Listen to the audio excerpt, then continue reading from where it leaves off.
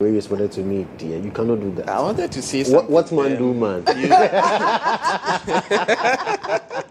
I mean, it's a Monday morning. You made a point that somebody did not know Sadio Mane. Yeah. Okay. It reminds me of a story, or not a story. It's real. It's a lived experience, huh? Yeah. Sometime in 2009, I was then at Achimota, I was 7. I was in a hostel. And there's this guy in the hostel. When boys are talking about football and they are playing football, the guy is playing and playing with women. Oh. Okay. So when you said there was somebody, then I ordinarily, the person owned up. I didn't mention the name. Somebody owned up. And I said, oh, did Sadio Mane know me? Mutala, you will hear from my lawyers. You will hear from my lawyers. You need to provide evidence to the claims you are making this morning. I didn't mention your name. That's what I'm saying. You will hear from my lawyers. But who mentioned your name? I was the one who said, does Sadio Mane know me? Oh, that's so. You have mentioned it. So, Your Honor, this is my evidence. Please cut this part for me. Cut this part. Yeah. It was directed at you. Because you are only 2 years. You have a point. It won't suffice. I have a Thank you. It won't suffice. I have a defense. But yesterday was a very super champions. I say champions. AFCON. You don't even know the difference between AFCON and Champions League. You are coming to change me. I'm sure you watched it. Kodjo Mensah didn't watch. Oh. He knows he didn't watch. Yeah. No, I was preaching somewhere. Hallelujah, somebody. And yesterday I predicted Senegal was going to win. And they won. But the manner in which it happened, wow. Football has a way of telling its own stories and all. You know? At one that point man in up time, there, man. They were going to be in the eyes of the world in an embarrassing way. Yeah. And it took a certain Sadio Mane to say that everybody come. You know, there was a point almost everybody wrote Sadio Mane off. Of course. Yeah. Because at a point in time the coach said we are walking off. Sadio Mane said come. And now they have it, national glory. Yeah. Super. Kodjo Mensah, I love football. Okay. Well, yesterday, if you see we all have varied interests. That's and my interest is not in football. His interest is in preaching. Yeah, my interest is in other things. Yeah. But at least whilst you are preaching, you should be preaching to some of you are so forward that they should stop lying in God's name. Oh, that time 20. You know, go grill. Anyway, my brother, take us a cut. Charlie, you hear from the Christian Council. So this morning, I'm coming to talk about a topic that I'm sure Joshua Kodjo Mensah would love. And in fact, he loved that topic. And then Lily, you also have your own issues with that topic. And I know it will be an interesting conversation in terms of the banter, the argument. This is a conversation that when you start, you will not finish. Yes. And I don't know who will win. But of course, the law is the law. What the law has stated is the Supreme Court has spoken. Well, yes, the Supreme Court has spoken. On the 17th of... Sometime later, some of us will go back and challenge it. For further interpretation. For a very long time, men have been on the receiving end of some... has that got a harsh decisions or all of that? Yes. When it comes to marital divorce. When it comes to marriage, unfair distribution, and then properties in marriage and all of that. So the Supreme Court has found a way to put some perspective to how properties in marriages should be celebrated or should be distributed. And this is as a result of a marital issue, a divorce issue that appeared before the High Court in Kuforidia, where the wife and her husband, they were married. Customary marriage, 2002. Later on, 3 years later, in 2005, they had an ordinance marriage. 2015, the marriage had broken down. Then the matter went to the High Court. The woman, in fact, the man at a point in time saw that, no, this is not working for me. But he intended to go and seek for divorce. But nobody knew what happened. That fell in water. Then the wife went to the High Court with a divorce petition. Now the High Court... fell in water, it was you. Simplicity. Simple, So the woman went to there, and one of the issues that she raised was that marital affairs, intimacy, she's not getting from the husband. Chairman is not servicing. Chairman is not doing his job. Chairman is not doing and that's a crime. Yeah. It's a crime. So this is something that's supposed to happen in a marriage setting. Once you are married to somebody, intimacy is compulsory. But Chairman also said that he has learned it somewhere that it was the woman married him because of a condition. And the condition was that she wants somebody to aid her to get into Europe. And as we speak, Europe. And as we speak, the man was then living in the United Kingdom. So the man facilitated... You know proximity to Europe. Absolutely. The man facilitated her movement to Europe. And then we're now living in Europe. So when the man also got that understanding, he said, okay, so you got married to me because you want to get to Europe. And so at some point, that both of them came to an agreement that this marriage is not working. They agreed that the marriage is not too soon. Now, what the woman was seeking was that there was a property. And that property, once the marriage is no more, then the property should be shared 50-50. Okay. She stated the role that she played. She's advanced argument in support of why she thinks that she needed that 50%. Now, the man's also argument was that before the marriage, before we even started a relationship, I had my own land. I have started building to the window level. You came in and then you got to the other level? Lentil or roofing. Then they were done. So you cannot come and be claiming 50% of that property. Okay. How God spoke and gave her 50% of a share in the property in Kaswa. Disagreed with the process. The man went and appealed at the Court of Appeal. From the High Court, it's one judge. Court of Appeal, 3 judges. The 3 judges unanimously had issues with the decision of the High Court. Okay.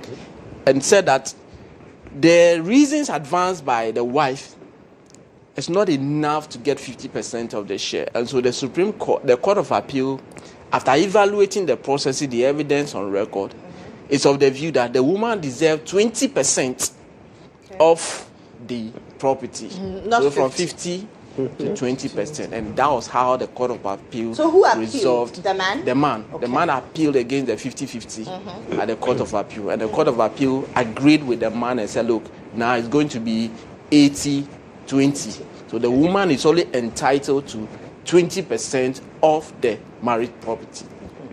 The woman disagreed and said, look, the reason we have the hierarchy of the court is that when you are aggrieved by a decision, then you go higher. Yeah. So from High Court, Court of Appeal, and now to the Supreme Court, and met a 5-member panel of the Supreme Court. So now the woman challenged the decision of the Court of Appeal to say that we are giving you 20% instead of the 50 that the High Court awarded, gave her.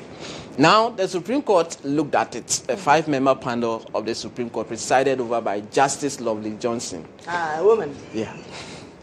They sat on the matter, and then they came with a decision. And their decision, they really affirmed, they stamped what the Court of Appeal said.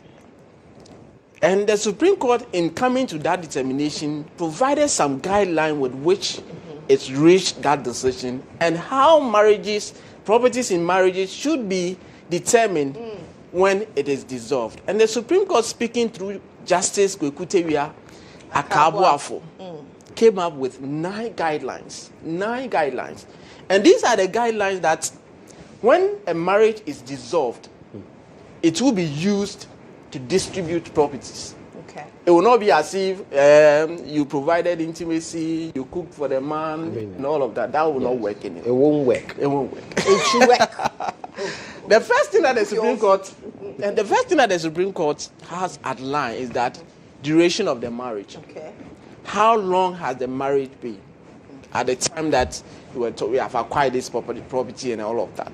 Okay. You got married for 1 month and then there's already an existing property. Is that enough for you to get 50%? How does this duration would show how much you should get or the percentage you should get.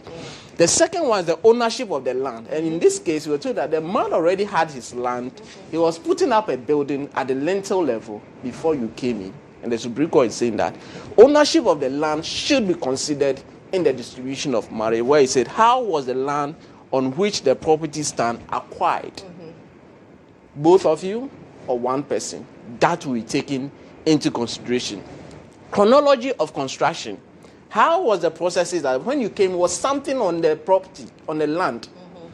What was your contribution? And both parties will have to show. And in this case, the man said that he has already started building on it before meeting the woman who subsequently became the wife. Let's move on to the third one. So the Supreme Court went on to say that source of acquisition.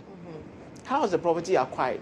Did you play a role? Did you take me somewhere? Did you show me somewhere? Or you took me to Kodjo Mensah and said, yeah, we want to do it. So you have to show your interest. You have to show that by saying that. So let me ask something. So if I take a loan and then later the man says, oh, it's my house, because there's precedent, it is my land. I took a loan in my name. How was the loan paid? That one was also. I paid the loan. So if you paid, you have to show by way of evidence to that show I paid the loan. I paid the loan. That's a the way very Lily is spoken into this question. I have an interest. So, was the property acquired from the pre-existing financial resources of one of the spouses, or by a loan which is not paid off? So that is where your point is. So if you have secured a loan, you have to look at it. Then the point is the premarital assets, of course, where the asset available before the marriage and all of that. The Supreme Court is saying that these are the things that should be looked. And then financial standing and indebtedness. Are there any finance available? Who is indebted to who, and who is supposed to clear that? The Supreme Court is saying that all these things will have to be taken into consideration. And let's look at the final part of it, which I always say that Kodjo Mensah, we always love that part of the guideline that the Supreme Court. Director, let's go to the last page on this particular artwork. Absolutely. So the financial contributions. The woman at some point in time said that, look, she was not delivering, she was not giving birth. So she was saving some money to go and do, is it IVF? IVF. Absolutely. And then at the point that the man borrowed the money from her that he will pay it. He didn't pay that money. She subsequently realized that that particular money was used to purchase doors and other things to go. What's the evidence? What's the evidence? But the reason the High Court entered the 50% in her favor was that the High Court was able to show that in the accounts of the man, that particular £4,000 was there.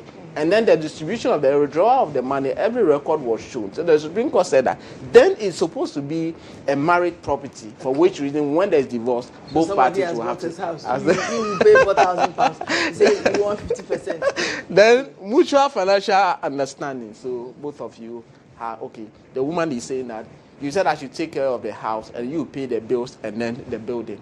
So in this case, she has contributed the property. The Supreme Court is saying that that will have to be assessed based on the contribution of all parties on this guideline and non-monetary contribution. If somebody will say, yeah, it's Messy, I gave you, I satisfied you emotionally, I took care of you, I cooked for you, I washed for you so that you have the peace to go out there and go and work. I mean, I'm a woman, but I'm glad that you have now you've done a 360 on position. No, but you see the if I borrow you money and then later you go and buy something that amounts to that amount of money. The loan has not been paid back. So it's by the man. The man took the loan from them. And then you so it's contribution. It's not contribution. I used your loan for something. You can't tell me that I used the loan to go and buy it. But what did you use it for? You used it for it. What's the evidence to show that? But the contract is that if I lend you 50,000 cedis, and the next minute I see that you buy door 10,000, another door 10,000. But did you ask me what I was going to use the money for? You didn't ask what I was going to use the money. You came to me for a loan. That one, there's no dispute. There's no dispute. So that was my contribution. Once you've not paid me the your money loan, back, I used your loan to go and pay somebody. You didn't. You used 10,000. My brother, that is my man. That is my own contribution. Once you didn't pay me back the money, that is my own contribution. I have a share in that house. I have a shared interest. But if there was any judgment from the Supreme Court, people have asked me to share with them there's this judgment over the weekend. Please, do you have the Supreme Court judgment on this? Do you have the? And I have been sharing throughout this morning. Yeah. For people who are interested in it, they want to know where they are. One thing we should know that it goes both ways. It's not just of course, it goes if you're a woman absolutely. and you also acquired property before the marriage, no man can say that. But so, has there been any case where men are trying to claim from their wives? They have been precedents and all of that. So it happens both ways. It depends on where you are and all of that. So this is an interesting judgment from the Supreme Court. And like I said, the Supreme Court, speaking through Justice Kwekute Wiakabuafo, has now settled that debate. So if there's any divorce, these are the guidelines you go through in the distribution of the properties. Okay. That's a good one. I mean, nobody should take advantage of the other. Yeah. Just that we're all selfish people, so hey. Inherently. Yeah. Vehicle Enforcement Association. Again. Yes. This morning they will be at the High Court. Okay. And the reason they are at the High Court is that they are seeking for an interlocutory injunction against the DVLA from going ahead to implement a digital system in the enforcement scheme. And so at the last court sitting when they appeared last Monday, this was the scene at the law court complex. It is expected that it might even be more than, because today the court will be hearing that interlocutory injunction. We'll bring you a update on that particular one. Then of course, the SkyTrain, Professor Christopher Biakunfi, Solomon Asamoah. The lawyers of the first accused person, Solomon Asamoah, led by Victoria Bart, they are subjecting the first prosecution witness to further cross-examination. And before Justice Audrey Kokuvite, we expect to have further cross-examination of that, after which lawyers of the second accused, Professor Christopher Biakunfi, will have the opportunity. The understanding, the lawyers informed the court that today's sitting, the man was having his birthday, so he should be excused. And by custom, anytime he's having a birthday, he travels. There's an event that is organized for him, and then they pray the court. The court actually were granted that. So today's sitting, Professor Christopher Muyakofin will not be there. At the last, when the case started, we were told that it was 80 years, which means that he's 81. So happy birthday to Professor Christopher Muyakofin. Then Chairman Wontumi. Yeah. There's a certain sign that he has always been making when he comes. He said, clock it. I said, they said. And he comes. Clack it. It's not clock, it's clack it. What does it mean? And yeah, I told you before. I'm not a Gen Z, please. No, so when you see him make that sign, that's what he's referring to. And then you see. You know, when they mention his name, Chairman Wontumi, clack it like, I mean that. That's come with that vibe and all of that. Okay. I mean that.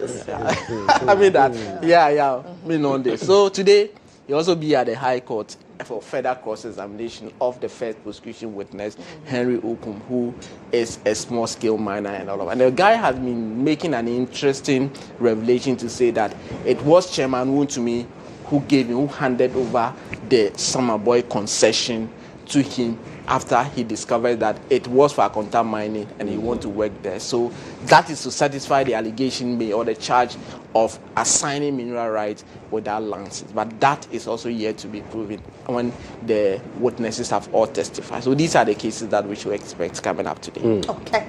Thank you very much, Captain. I should do for court. Let's head inside out.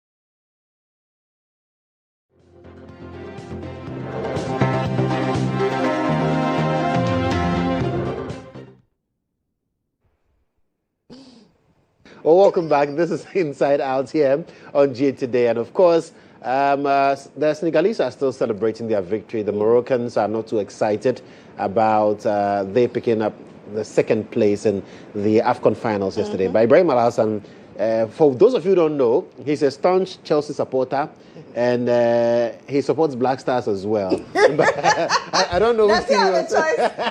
But good morning. In this tournament, who was your bet on? I think Senegal.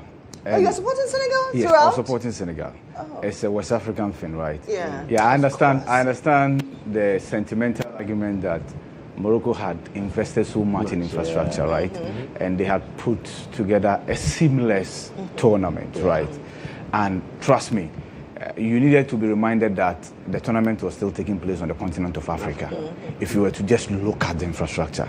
So they say one good 10 deserves another. So then many people sentimentally went. But you see, I also sentimentally decided to go with the West African neighbors, you see. Because sometimes the North Africans, they don't even regard themselves as Africans. As Africans, yes. So we also don't regard them as one of us, right? So it is color-based. They are closer to Europe than they are to... Yes. And that is not our concern. Next time, when they were creating the map, they should have gone there. There are communities in Morocco where it snows. But unfortunately, our own other neighbor from Dr. Congo almost marred the occasion for us. The referee. The referee yesterday almost marred the beautiful final grand finale. The beautiful grand finale. Now, they had to take Sadio Mane to recall his voice. I mean, that was from the onset, you could tell that Morocco wanted to sit back and hit on the break or on the counter. Senegal, they were dominant at the point.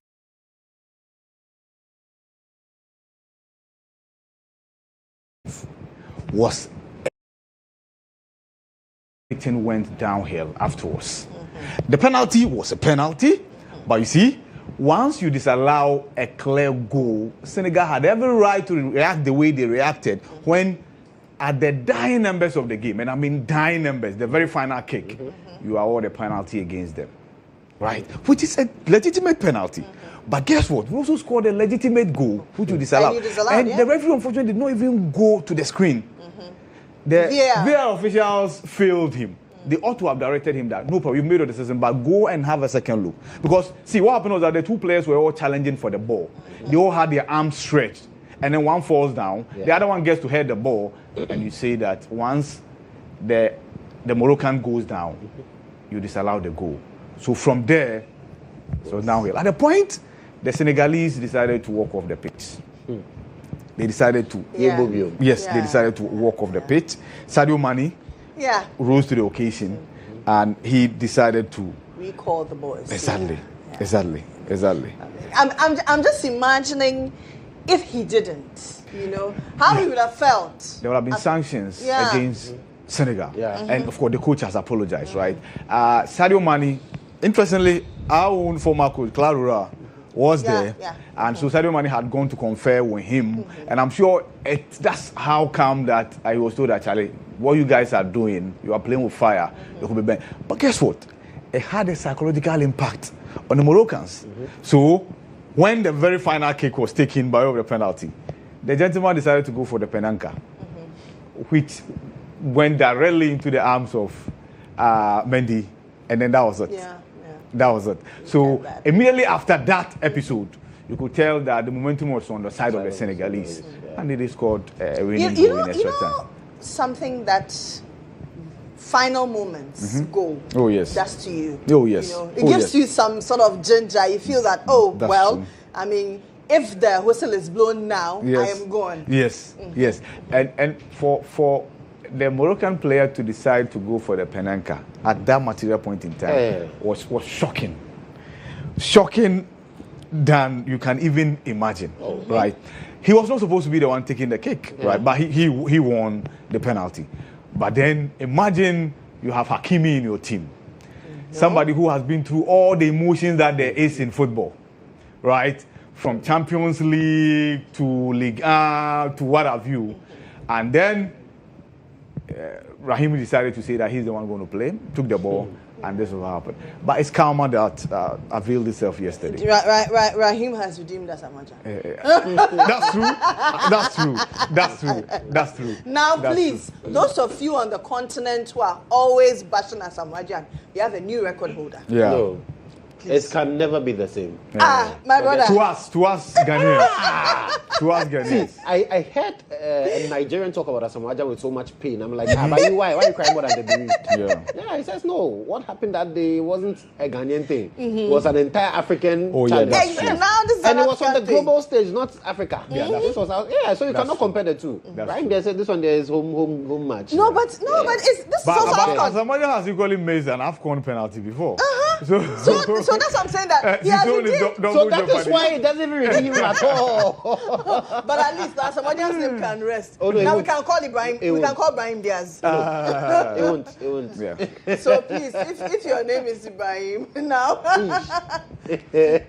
yes, of course. You have to associate with him. That no So problem. anytime they mention your name, you have to say, I'm not the Yes. Diaz. Yes. Yeah, Anyway, we told but let's head over the phone lines and speak to Daniel Odro. He is a sports analyst and a commentator as well. Daniel, good morning to you. Hi, good morning. How are you doing? I know I'm fine, thank that you. we didn't make our way to the AFCON, but for you as a West African, how does it feel? I mean, it feels like the end of what by the scenes that happened at the finals. I'm sure we'll go into that. But generally, I think it's been a fantastic AFCON because Morocco is largely one of the African countries very developed, very fantastic. I mean, they have fantastic facilities. And when you're a journalist, that's something that you look forward to. I've covered AFCON tournaments in certain African countries. You do not want to go back again. But if you go to a country like Morocco, where the facilities are good, the road network, the transportation, and everything, internet works well, that helps you to cover the tournament. And for the footballers, the facilities are great pitches, what have you. I think generally has been a very fantastic Africa Cup of Nations. Would it have been any different if we as Ghanaians or the Black Stars were there? Of course, look, Ghana is one of the giants of Africa, 4-time African champions for a very long time, one of the countries that had won it the most, except for Egypt. These days, the Ivorians and the Cameroonians have surpassed us or equaled us. So, but for an African country that was going to the World Cup, one of the few African countries going to this year's World Cup, you would have thought that they were going to exhibit at least what we would expect them to perform at the World Cup. Almost all the African countries that qualified to the World Cup are at the Africa Cup of Nations. So it would have been a good teaser of what to expect at the World Cup. It would have been a good preparation ground for the coach, for the players, and what have you. And the Black Stars always bring color. The supporters bring color to the World Cup, to the AFCON, and any tournament that they have been. So it would have been great to see the Ghanaian players there. Some of them are in their twilight. Probably may not get another chance to play at the World Cup. Talk about players like Andre. Was our absence felt at this AFCON in any shape or form? The teams are so many that you are tempted to say no. But anytime a big boy of Africa misses out on any major tournament, it's felt. Like I say, the color of the Ghanaian supporters was missing at the tournaments. The football that sometimes we have exhibited missing. But on the fact that we haven't performed well at the last two Africa Cup of Nations, you can say no, we're not. Our absence was not felt because in the last two editions of the tournament, we exited in the first round, which is not good testimonial for the kind of football that we play these days. So a bit of yes and no, not the football, but the color we always bring to the tournament. Now let's look at the final game, Morocco-Senegal. Was this the outcome for you as an analyst, as a watcher, you were expecting? In terms of the two teams, I think Morocco played a very good AFCON. They wanted to host and win. Senegal have been champions of the last few years. 2001, they won it. So they've got the core of the team that won it and blended it with a bit of youth and all of that. Egypt are a very good tournament team.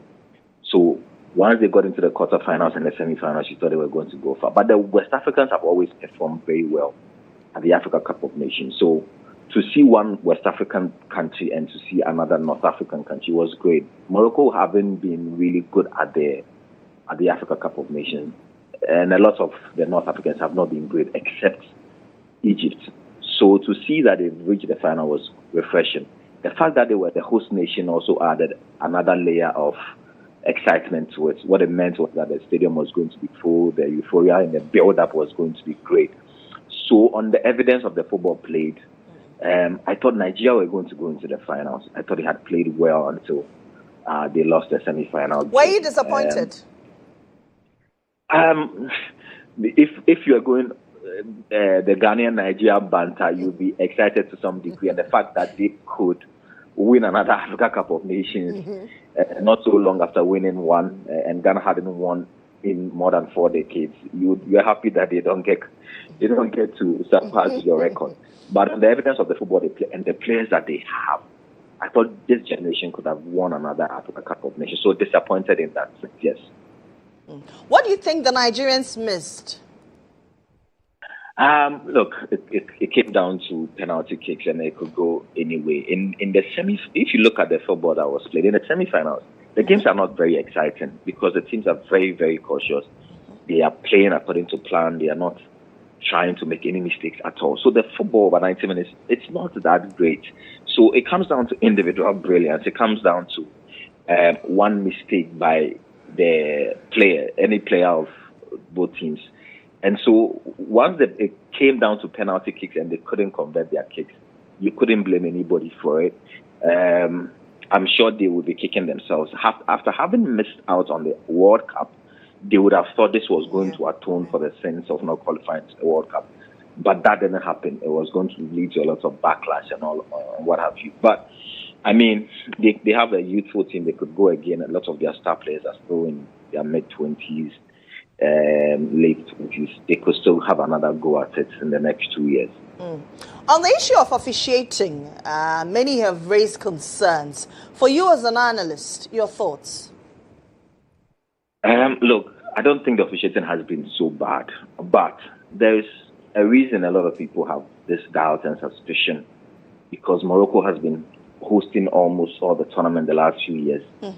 And it is because they have the facilities, and every time a country has, if you like, ducked or not come through in terms of hosting a tournament, Morocco willingly accepted to do that. But it's created a lot of suspicion, not just in the men's football, but in women's football as well. Even Ghana has had occasion to accuse Morocco of having been favored in certain games at the women's football level. So there's suspicion, whether or not it is real or it is the figment of somebody's imagination, is something that CAF must deal with. But there's perception that because Morocco has invested heavily in their football infrastructure and all of that, there is the edge to let them win an AFCON. Don't forget that Morocco has not won an AFCON since 1972. It's been 50 years since they last won an AFCON. But with the investment they have made, it appears that there's a suspicion that people want them to win. But this is a team that went to the World Cup, became the only African country that has gone to the semi-finals. I don't think at the World Cup you would also say that they were favored. It's a solid team. This is a team that until the game yesterday had not conceded or considered just one goal in the entire tournament. I don't think they're a bad team. Yeah, sometimes some of the calls are a bit suspicious, but look, even in the elite leagues, in the English Premier League, what have you, Spanish La Liga, referees do sometimes get calls wrong. So it's normal. I don't think anybody. But in the finale, was whatever happened normal from where you sit? I thought the goal that Senegal scored, yes, there was a push in the box, but I thought it was a soft call to not have allowed that goal. And I think the moment that happened, the suspicion grew, and the fact that they had a penalty in almost the dying minutes of the game raised the suspicion tremendously. I thought the penalty call was a correct penalty. If the goal Senegal had scored was allowed, that was a penalty call all day, every day. If it happened outside the box, it's a foul. He pushed and pulled Brahim Diaz to the ground, it was a penalty. But the goal that was disallowed is what created the scenes at the end of the game. So, yeah, some of the calls were not great, but if you were going to give a percentage, I think between 90%, 85% referee call during the entire tournament, even in the final, was okay, in my opinion. Before you go, did our own coach, Kwesi, give a good account of himself, what is Sudanese national team? Look, you're only as good as the materials you have. I think they've done well. I don't think that they expected that they were going to win the tournament. To qualify for the tournament in itself was a great achievement for them. They played some very good football. I think Kwesi is, in the eyes of a lot of Sudanese, a very, very, very good coach. What he has done for their national team is great. He can only build on it. I mean, he's not been there for that long, but he doesn't have the materials that Nigeria has, or Ivory Coast has, or Morocco has, and all have you. They still need to build on it. They still need to do some work. But I think he's been a good ambassador for Ghana football and for Sudan as well. I think they'll be proud of what they have been able to achieve. And Daniel Lai, referee, the Nigerians are yet to forgive him. Do you see reason why they were very apprehensive about his performance? Of course, also because of the history of Ghana and Nigeria banter and all of that. But also, again, look, they lost some penalties. You can't blame the referee that they lost some penalties. That he got a few calls here and there wrong. It's part of the refereeing institution. Like I've mentioned, even in the best of leagues in the world, these things happen. Even at the World Cup, these things happen. Remember France versus Ireland, the Henry goal. Yeah. These things happen. I think sometimes we over-magnify some of these things because of the underlying suspicions that we have. Ghana, Nigeria, there was a South African linesman. Nigeria and South Africa have a big banter on social media. So you can understand. But I don't think after the game there's been a lot of fuss about his performance. Once you lose out on penalties, I mean, that's really out of the referee's hand. So I think Lai didn't perform as poorly as some people want us to believe. I don't think so at all. It doesn't mean that he doesn't have room to improve. He still has room to improve. He's by far Ghana's brightest referee that we have. We can only encourage him. He's human. Tension of games can make you get some calls wrong. But overall, I think he's a good referee. Okay. Daniel, thank you very much. Thank you, guys. Happy New Year. Enjoy. Have a great day. We hope to see you soon in Ghana, by the way. That's Daniel Kodjo. He is a sports analyst.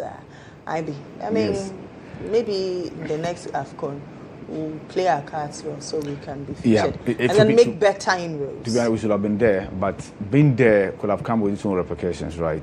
So, for instance, if we perform poorly, to follow us to the World Cup. Yeah, and psychologically. You see. So and if you have some of your players injured. Yes. And again, probably Semenyo wouldn't have gone to Man City if we had qualified. But he would have been down here playing AFCON when Man City needed him. So everything works. Maybe Man City would have spotted him during the AFCON. No, they needed. In fact, they are in trouble, right? So they needed people to come and rescue them, right? But anyway, like I said, we didn't qualify. The tournament is beautiful. Kudos to Morocco. They put together a splendid organization by way of tournament. True. Yes, the infrastructure top notch. Many of you have said, then we should just cede the organization of AFCON to the North Africans. No, we won't agree. We organized 2018. Yeah. We did a marvelous job here in Ghana. So if you come, we'll do more. We did all Africa games recently. Even though we are to audit, we are auditing, no problem. But there's this issue about some food matter. Yes. So there is a school up north, I think in Upper East, video of some inferior quality food. We are back to this conversation again. Yes, but then DSS is an isolation, and Dr. Clement Park, the Deputy Education Minister, has asked heads of schools to ensure that the quality food that is sent to them, the same quality should be given to. The students are struggling with accommodation, and our food too is a challenge. It's like this country, one food. It will work. Anyway, let's look at what the newspapers are reporting this morning.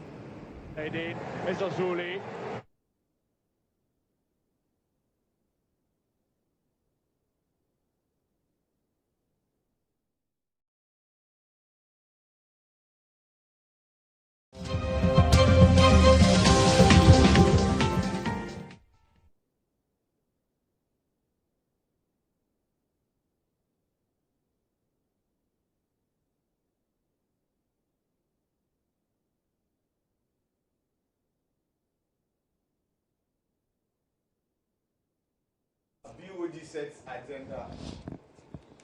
Daily graphic this morning. BOG sets agenda for consolidation after economic gains and blocking abuse by foreign nationals. Government tightens passport security. Comes with a picture of Samuel Okudzeto-Ablakwa, the Minister for Foreign Affairs. Brian Champon ready to rebuild NPP and lead with purpose. Now the focus is rebuilding NPP. If he's given the opportunity, then he rebuilds Ghana. All right. Okay. So the Ghanaian publisher is what we have next. Unibank case, no theft, no personal gain, according to the Attorney General. And he has a picture of the former finance minister and former finance minister and founder of Unibank, Dr. Pabna. Hey, you are giving him a new portfolio. So cute. that portfolio is a dangerous one. That portfolio is a dangerous one. So Dr. Dufour's picture captured on the front page of the Ghanaian publisher. Also, place your confidence in me. That's Dr. Baumia speaking to delegates. Today is the 19th, which means we've got some 12 days more. Yeah. So Dr. Baumia says the confidence should be placed in him to be able to lead the NPP. What will he do to the NPP? Brian is rebuilding. Dr. Baumia he'll just add the 9. Aka 9. Minority calls for dismissal of NACA heads, and Vincent as the first picture is there. And Ghana to host 2026 Africa Real Estate Festival, and that's on page 4 of the publisher, the Ghanaian publisher this morning. The custodian this morning says choose a winnable candidate. Ken Ejapon to NPP. Baumia faces 4 NPP aspirants and NDC on January. But how? Yeah, that's Auduma. He said that here on Friday. That Baumia is not just contesting for candidates. Other aspirants. He's contesting the NDC too. He's contesting the NDC. But on January 31st, he's not contesting the NDC. Okay. He thinks. Is it Tampuli? Tampuli, yes. Okay. Tampuli presents girls' dormitory dining hall to Gushegu SHS. Ghana to host 2026 Africa Real Estate Festival. Joshua mentioned that to you earlier. Another planned streets to green in Sawam Adu Ejiri. Yeah, he needs to be greening his chest. He's a climate activist. Ghana politics. President Mohammed takes Ghana to the world stage at WEF World Economic Forum 2026 in Davos today. Yes, the Accra Reset. There's a forum today. Veep Obukwajima visits Nkrumah's Conakry home, represents Ghana at Guinea President inauguration, and 53 Nigerians arrested, 44 rescued in major cybercrime crackdown in Accra. Senegal wins the Africa Cup of Nations. Right, let's check out the Daily Statesman this morning. Brian's grassroots drive revives NPP spirit. There's also the communication discipline of Yamoa and PEC in delivering credible NPP primary. Another leads constituency-wide afforestation efforts. Arthur Kennedy cautions Mahama against selective justice. And Ghana to host the 2026 Africa Real Estate Festival in Accra. Obo Foundation intervenes to complete long-stalled Yauke JHS project. Okay. I hope it is in his constituency. Yeah. Okay. President Obo. Yeah. The Inquisitor. Critical moment. Ken for court tomorrow. As he faces deportation 20th, yes, in the States. From USA. Oh, yes, today's 19th, tomorrow is 20th. Yes. Okay, NPA boss hails tour management. Professor Ben Asante. Oh, that's nice. The former CEO for Ghana Gas. Ben Asante is sued as Jansa Manhene. Oh, that's nice. Nungwa still warns prospective land buyers over Okpulo. Okpulo so are Ding Asamoah properties. Hey, wow. Okay, so the Ghanaian point this morning, NPP presidential race, ballot papers to be printed tomorrow. And I'm the only one who can unite NPP for 2028 victory. Brian Champon. Choose candidates who can win power in 2028. Wontumi tells NPP delegates. And NDC does not take votes for granted, as Edin Ketia assures Ghanaians. Ghana to host 2026 Africa Real Estate Festival in Accra. But Chairman Ketia has been thanking Ghanaians. Yeah, Chairman is still touring. Yeah, he's been thanking Ghanaians for over a year. Oh, Ghana for my idea. He's not thanking, he's touring. So the Chronicles, sharing of booty blew the cover of Adabraka robbers. Oh, Charlie, what greed can do. I tell you. Non-payment of gratuity pension, retired soldiers unhappy with CDS, and CATS advocates setting up of Accra City Transportation Authority. And this morning, the Wahala was still on the road. I mean, it's not going anywhere. But how did we get it wrong? I am wondering. This is quite unprecedented. I mean, we've always had issues with transport during the Yuletide, and then it fizzles down after the festive season, and then we're back to normal. But it feels as though this has prolonged for so long. And it's in Accra. Yeah. Just Accra. I should tell you something. If you've decided not to get the rails working, we'll come back to this. Another umbrella launches a tree planting drive to green in Sawam at Nigeria. And the scripture, Psalm 69 verse 27, add to them punishment upon punishment.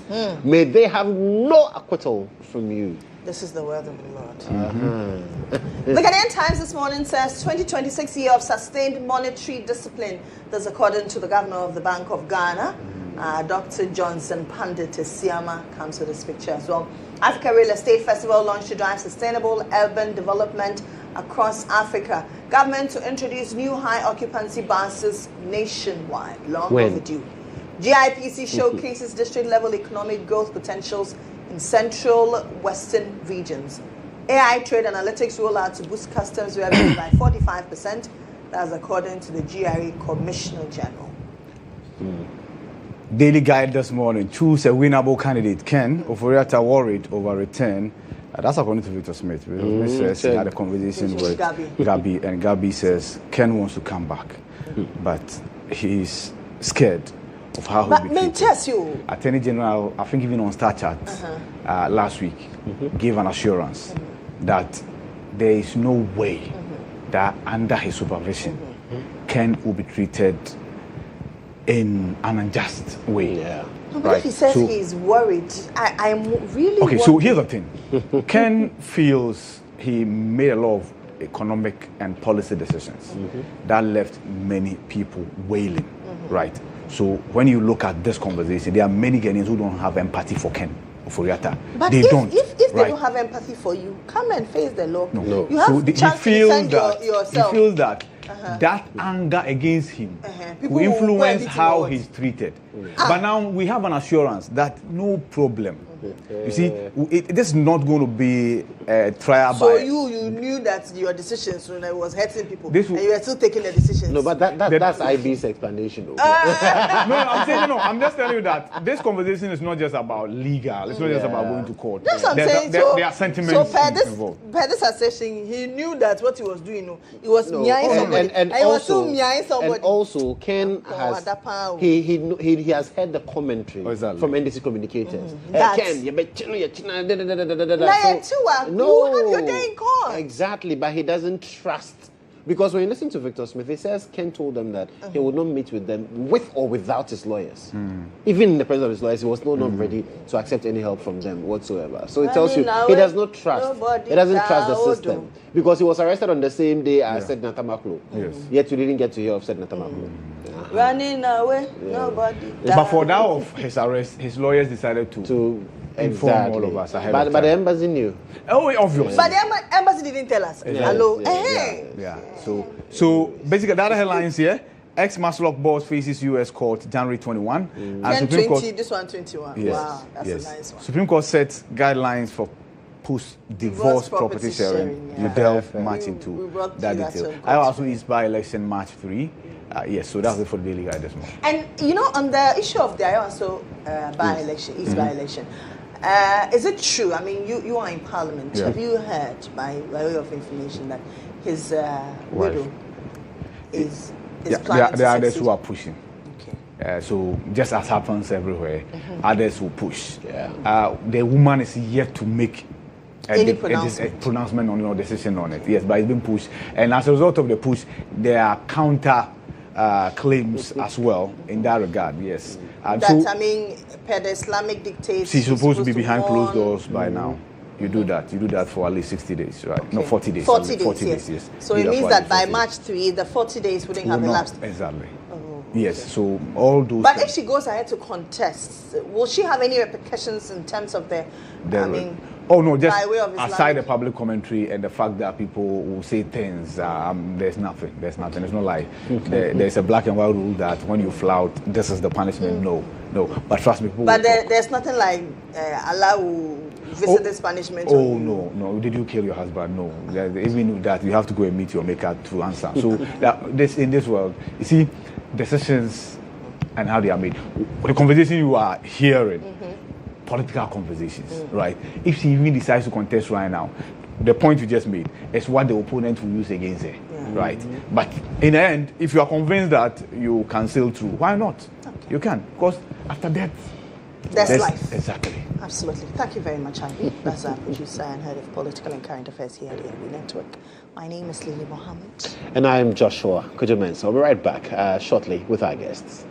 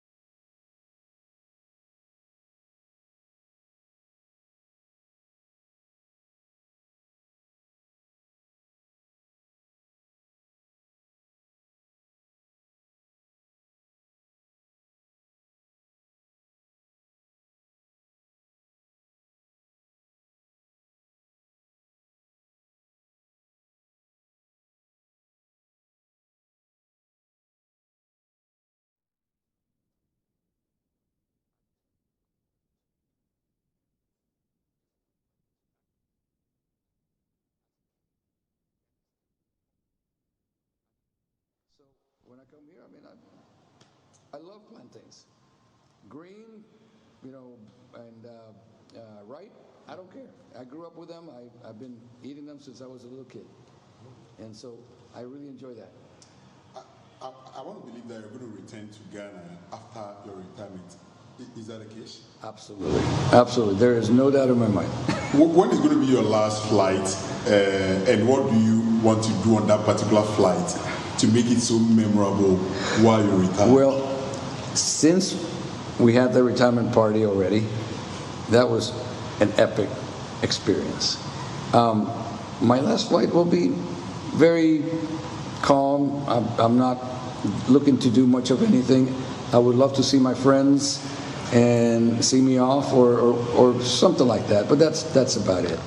The highlight of my retirement was last night. The retirement party was awesome. I want to believe this period of flying, you've seen some of your friends who have retired.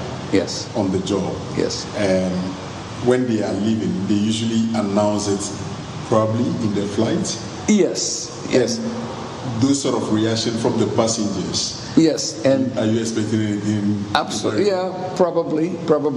Because it will be announced. There'll be signs.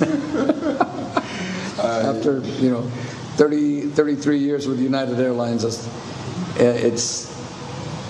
we'll have a celebration also, but it'll be more low key. On that note, walk us through your career. I mean, your journey as a pilot, getting into it.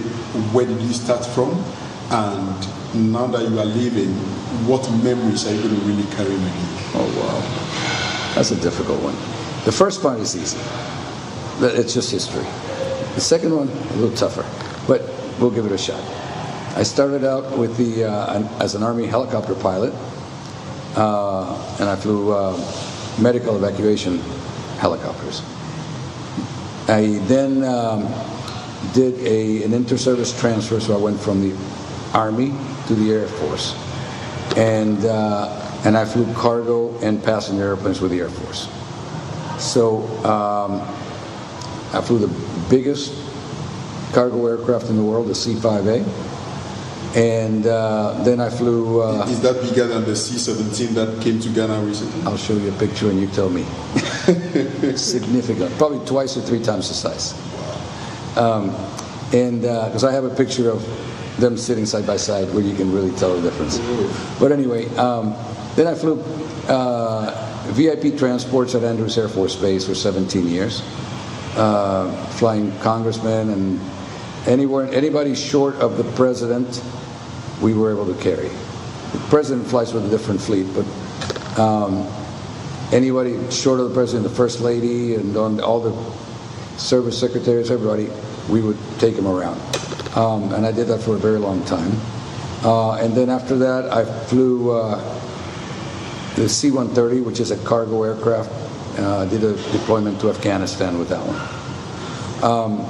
In the meantime, because in the U.S. we're able to do both, we're able to be in the military and have a career outside of the military in the what we call the National Guard or the Reserve. So I was able to do both for quite a while.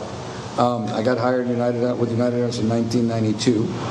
I was a flight engineer on the 727, and then I switched to the 737, and then I was a co-pilot. I flew captain on the 737, flew the Airbus A320, and then I went to the 777 and ended up with the Dreamliner, the 787, which is what I'm flying now. Which of them would you say has been your favorite? I get that question a lot, and the answer is whichever airplane I'm flying. I've never met an airplane I didn't like. So whichever airplane I happen to be flying, that's my favorite. In this case, it's a 787.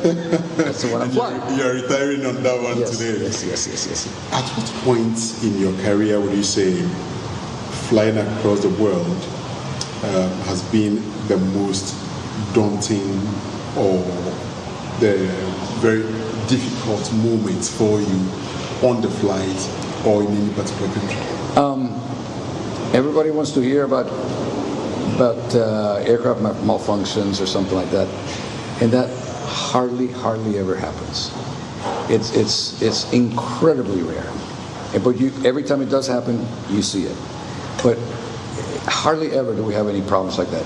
I think the most daunting problems that I've had have been medical emergencies on board, which do happen quite regularly. We have, usually we call for medical personnel, and most of the time somebody will pop up and say, hey, I can help you. And so when you get one of those, the difficult part is assessing what's going on, getting help. We have a service called MedAir that helps us diagnose the problem and determine what the best course of action is, and then what we're going to do about it, whether we need to continue to our destination or divert somewhere else. And when you try to divert, you got to figure out where to go, where's the best place for that person with a medical problem. Does the field have the capacity to handle the airplane? If we have to stay there, can they handle 250 people and putting them in a hotel? So all these things require a lot of coordination with not just my crew, but with my dispatcher, with the service, MedAir service, with the station, with anybody that I need to talk to make an informed decision. And when I do that, that's a lot of work. But at the end, when the person finally gets off the airplane and they're on their way to the hospital, we say, okay, fine, we did it right. So when you talk of, airplane malfunction, that really hasn't come into the picture. I've never had any major malfunctions. Every once in a while we do have some issues, but never, thank God, never had an issue, major malfunction where it required, like having to do a life and death, emergency kind of thing. So it just doesn't happen very often at all. Which aspect of the flying is the most difficult, or the entire process, one would say, so far as you don't know, is quite difficult, but taking off, takeoff is easy. Landing. Takeoffs are easy. Cruise is easy. Landing is where we earn our pay. And so we can have the airplane land itself. That is a doable thing. The airplane will do it, and it'll do it beautifully. But us being pilots, we like to do it ourselves. And so the challenging part about landing is making sure that you get yourself aligned, and the winds and all these things that affect the turbulence sometimes. And it's sometimes very, very challenging. So, and we enjoy that. We like the challenge. But it is the most critical phase of flight is really the landing. Are you a Christian? I am. Have you seen God in the universe? You know what? In the skies. And by God, I mean an encounter where you would say, this really is God. I see it all the time, but it's just in the nature, what we see. How all these clouds being out there, all these things being out there, how did this happen? And so that's the way we look at it. I posted this particular interview online. I asked friends to send questions. Okay. And so a number of them did send questions. One person said I should ask, what really runs through your mind when you are flying? It all depends on what the phase of flight it is. When I'm doing a takeoff or a landing, all I'm thinking is, what am I doing here? How am I going to get this airplane up or down on the ground safely? That's 100% of my capacity. Once we get airborne, it's a lot of time that we're just monitoring the autopilot, so we don't have to think much. We talk, we have all kinds of discussions among us about family, about politics, about whatever it is. We do have a lot of conversation. We have a lot of idle time until we get to the other side. Now it's time to land the airplane, and now it's 100% concentration on getting the airplane on the ground safely so that we can all go home. If you have to look back to the decades you've been in service, what would you say, if you have the chance to change, you would want to change as far as aviation is concerned? Not a thing. Not a thing? Not a thing. I've had a career that I pinch myself, man, because I had a fantastic career. I got to meet the most incredible people. Some of them are here right now. And I've gotten to interact with all these great people, even everyday people. I've had a career that I don't deserve. I've had such an incredible time. I wouldn't change a thing. I would want to live it exactly the same way. Ending your career in Accra. Okay. I mean, a vibrant city like Accra, what does it really mean to you? Accra is a second home for me. I live in the Washington, D.C. area. But, and also, I go to Puerto Rico quite a bit because that's my hometown. But Accra is special to me. It's very, very special. And so I'm looking forward to coming back and spending more time where I can go outside of the Accra area. Unfortunately, I haven't had a chance to go much outside. I've been to Ada, I've been to Cape Coast, but I've never made it to Kumasi, I've never made it to Tamale, never made it to the Volta region. So I need to come down and spend some time and be able to go see all those beautiful places. One of your friends, I think Asim made that statement yesterday that you kind of know Accra more than even we do in Accra. I mean, when you come, how do you really navigate through town? I just like to get out. I don't like to stay in the hotel. So I get out, I go meet people, I go drive around. I have a great friend that drives me around. And then we go out and try new places, new restaurants, new clubs, whatever it is. We just go out and enjoy the place and see what's out there, and get to make new people, make new friends. It's an incredible city. If you have a message for the young people out there, what would that be? Study, because studying will get you where you want to go. Reading. Even if you can't travel outside, reading can take you there in your mind. It's a great way to enhance your mind and enhance your thinking and grow as a person. And if you want to be a pilot, go for it. It's the best job in the world. What must you do to become a pilot? It's extremely hard. And it's not for everybody. But if you're able to do it, it requires a lot of working, a lot of learning.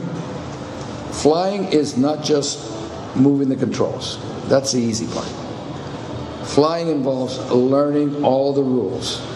There's so many rules, and every rule is there for a reason, to keep you safe or to keep other people safe. So there's tons and tons and tons of rules that we have to learn as pilots. That's the hard part. It's the intellectual part that's difficult. The moving the controls, that's easy. That comes very naturally. But to learn all those rules and to learn how to work within the environment is extremely hard. And if you don't really want to really do it, don't do it, because it's too hard. But if you do, it's a fantastic way to make a living. I'm retiring at 65. I wish I could stay another 2 years, at least, maybe 5. But unfortunately, it's not going to happen. What would you have done in those 2 years if you are granted? Come back to here. You already knew the answer. Someone asked me to find out from you whether the earth is flat or round. It's round. Come on. You can see it. You can see it. It's very clear. The earth is round. Yes. Which countries have you landed in, explored, and apart from Accra, really, would you say is a place, a go-to place for you? If you're asking me about my favorite place to go, I love Paris. I love the vibe and how Paris is, the architecture, all that stuff. I love it. Amsterdam is beautiful. Cape Town. And China. China's so different that you can't really imagine. It's kind of like a different world. And I've traveled quite a bit over the Middle East also, so I gotten to enjoy and learning about it. So essentially, like I told you before, the airplane my favorite airplane is the one that I'm flying. My favorite city is where I'm at, wherever I happen to be, because you just learn about the place and then just enjoy it. You have to. If you don't enjoy it, you're doing it wrong. Traveling is the most beautiful thing in the world. And the fact that I got paid to travel makes it even better. It makes it even better. You got it. But does your family really, well, they may be happy seeing you, bringing in the goodies, the monies and everything, but when you leave them for a period, how do you really that's create a bond? That is a tough part. And the answer to that is, it's my job. Now, when I was in the military and I got deployed to Afghanistan, I was gone for several months. This is not like that. I go home every 3, 4, 5 days. So, but it's still, I miss birthdays. I miss family gatherings. I miss holidays because I'm out flying. But that's my job. And the family is able to support me on that because that is my job and that's how I make a living. How has the aviation industry really revolved over the period from private to commercial? The industry as a whole. The industry as a whole. I can tell you what happened prior to 9/11 and after 9/11. Because prior to 9/11, it was very easy and not too many rules and everything else. After 9/11, the whole world changed. All these regulations that came upon security and stuff, as necessary as they are right now because of the environment, but it just changed. It made things so much more difficult. And so, but we make it work. We make it happen. It's a doable thing. It's just a little bit harder since 9/11. We can't conclude this particular interview if I don't ask you about my personal experience with power banks. Okay.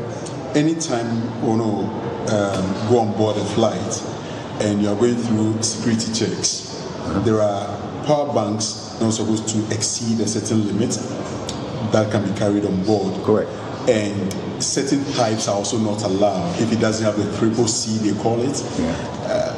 What is the relationship really, science-based or, in terms of aeronautics, what really should we understand when we are going on board a flight with a power bank? Well, there have been several instances where iPhones or power banks have caught fire. And so in order to do that, when that happens, we have on board, we have some bags that can seal them and then take the oxygen out of the fire. And so one of the things that they definitely don't allow is lithium batteries in your baggage, in the baggage hold. Why? Because we're not able to monitor. We can't see if it does catch on fire. All we're going to get is the fire alert in the cargo compartment. We don't know how far along that is. We don't know how long it's been going on. We don't know what it is. And so that's why they don't allow them there. Now they allow certain types, like you just said, to be carried on board. And the reason was only on board with you is because if it does catch on fire, we can see it. And then we can take care of it. Other than that, it's just, people that know a whole lot more about it than I do have come up with all these rules because there is a risk. And when it comes to aviation, we manage risk. We make it as safe as humanly possible. And so all these rules are there to do that, to make it as safe as possible.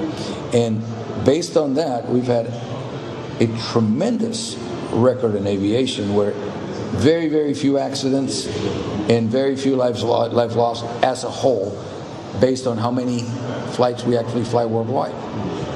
And so because of all these safety efforts, we've been able to do that. It's safer to get on an airplane and go across the world than it is to walk across the street and get hit by a car. You don't mean it? Believe it or not. When you do the statistics, we fly thousands of flights a day without any incident. And that's millions of people.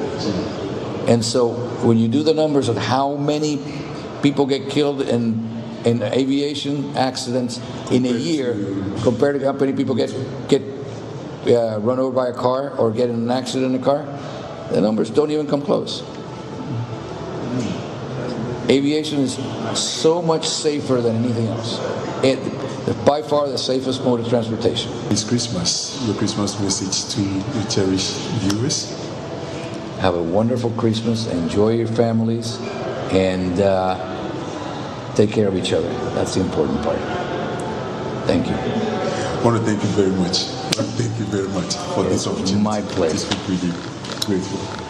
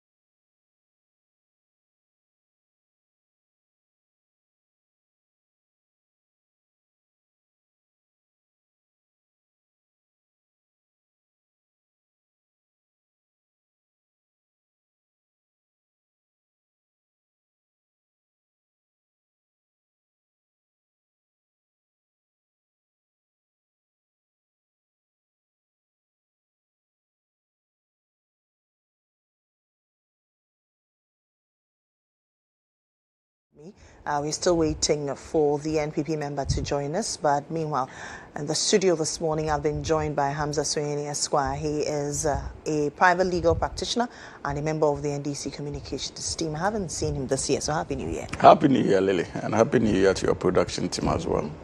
But we're surviving, and I'm pretty much convinced that this year is going to be better than the previous year, especially under the leadership of His Excellency John Dramani Mahama, and of course the National Democratic Congress, a party that is focused on living to the expectations of the Ghanaian people and doing all what is required to ensure that once again that national pride is restored, the ability to dream once again is given the touch of progress, and most importantly, the commitment on the part of this government to ensure that in the long run, corruption is nipped in the bud. So clearly, this year is promising.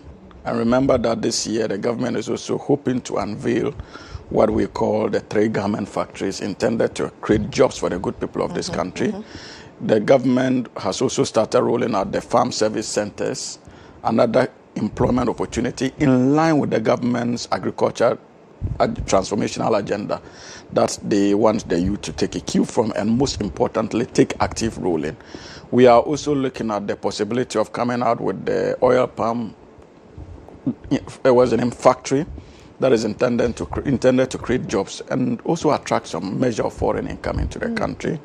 Quite apart from that, I think that we are also targeting 7 agro-processing factories intended to industrialize in 2026 alone, intended to industrialize the agricultural sector. So this is a government that is working. Ambitious? Yes, it's ambitious, but we are dealing with His Excellency John Dramani Mahama. And you know his track record. When many people felt that investments in the energy sector between 2015 and 2016 was ambitious, he lived up to that expectation in the heat of the moment. And so I'm pretty much convinced that he has what it takes to be able to drive through many of these transformational agenda initiatives that we intend to roll out. But you see, Lily, one thing is important for us.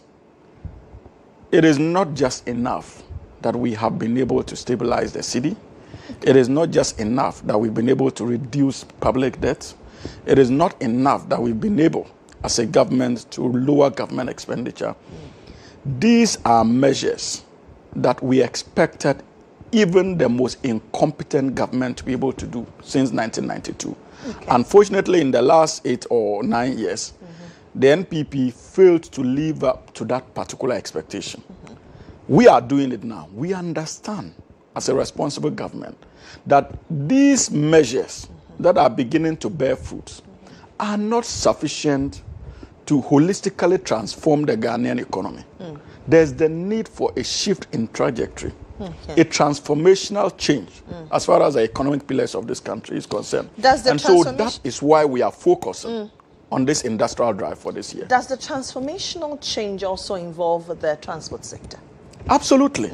Absolutely. You see, we started that agenda under the first John Dramani Mahama administration, and that's why we introduced for the first time the Ayalolo buses intended to even ply on certain protected lanes to ensure, to also act as an incentive to workers to want to more or less stop driving their own vehicles to work and taking advantage of many of these public transport systems like we see on the streets of London.